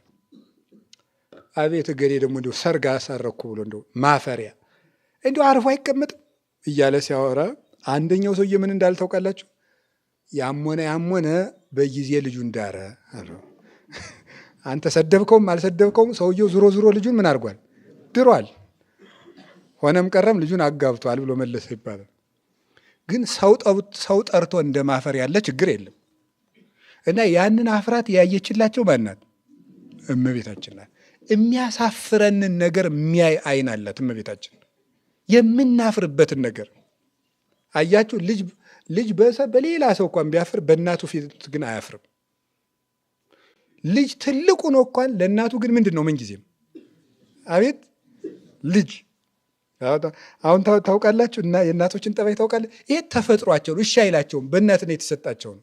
እኔ አሁን ወጎጉን የመጽሐፍ መምህር ነኝ። እናቴ ቢያገኙኝ ግን አባ እንደዚህ አይባልም ይመክሩኛል። አሁን እንደዚህ አይደረግም ሳይማሩም ቢሆን ማለት ነው። ይሄን አትበል በቃ ስብከት ይዘውኩኛል። ለምን? እናትነት እንደዚህ ነው። ዝም አያስብልም። እናት እንዲህ ገጥሟቸው አያውቅም? አዎ እናቲቱ ልጅቱ ከፈለገች ፒኤችዲ ኑራት ማስተር ሲኖራት እናቲቱ በን አልቆጠረችም። አይ እንደዚህ አይደረግም፣ ተሳስተሻል። ምክንያቱም እናት ሁልጊዜ ልጇን ምን አድርጋ ነው የምታስበው? ልጅ አድርጋ ነው የምታስበው። እና በእመቤታችን ፊት ትልቅ ብንሆን እንኳን ምንድን ነን እኛ? ልጅ ነን። በቃ ለዚህ ነው እኮ አባ ጊዮርጊስ ከመ በጽቡር እትዋን እያለ በቃ በጭቃ እንደሚጫወት ልጅ ነኝ እኔ ያለ። በጭቃ እንደሚጫወት ልጅ እንደዚያም ቢሆን ቆጥራ ቢሆን ታማልድናለች።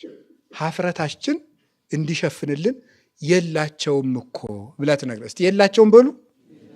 ምን ብላ ነው የተናገረች ለልጇ? ምን የላቸውም ነው ያለችው? ወይን ማለት ወይን የላቸውም ብላ ትናገራለች። የሌለን ግን ያፈርንበት ነገር በድንቁርናችን እናፈርበታለን። የእውቀት ወይን ምን ትላለች? የላቸውም። ንጽህና ጎድቶን አድፎልን ነው ይችላል። ንጽህና ምን ትላለች? የላቸውም። ትጋት የላቸውም። ቅድስና የላቸውም። ፍቅር የላቸውም። ቅዱስ ዮሐንስ አፈወርቅ ምንድን ነው የሚለው? የውሃ ስራው ቁልቁል መውረድ ነው አይደል ያለ? ቁልቁል መውረድ እና ውሃውን ወደ ወይን መለወጥ ማለት በቃ የወረደ ማንነትን ጭምር ማስለወጥ ነው። ያ ጣዕም እንዲኖረው ማስደረግ። ሀፍረትን የሚለውጥ አይን አላት። ማንም ሰው አላየውም። እዚያ ድግሱን እየበላ ዝም ያለውን ያየችው እመቤታችን ናት። ስለዚህ ድንግል ማርያም ገመናችንን ሽፍን አድርጋ ለልጇ የምታቀርብልን እናታችን፣ መድኃኔ ዓለም ደግሞ ሀፍረታችን የሚከድንልን ልብሳችን ነው። በእመቤታችን ተጠግቶ የሚኖር ሁሉ ደስ ይለዋል። ለሁላችን ደስታ ናት እመቤታችን። ለመላእክት እንኳ ቢሆን ደስታቸው ናት። ስንኳን ለኛ ለሁላችን ደስታ ያድለን መድኃኔዓለም። ከእሷ አቅፍ ያውጣን። ጾሙን ስንጨርስ ደስታ ያሰማን። ወስብሐት ለእግዚአብሔር። ይቆየን።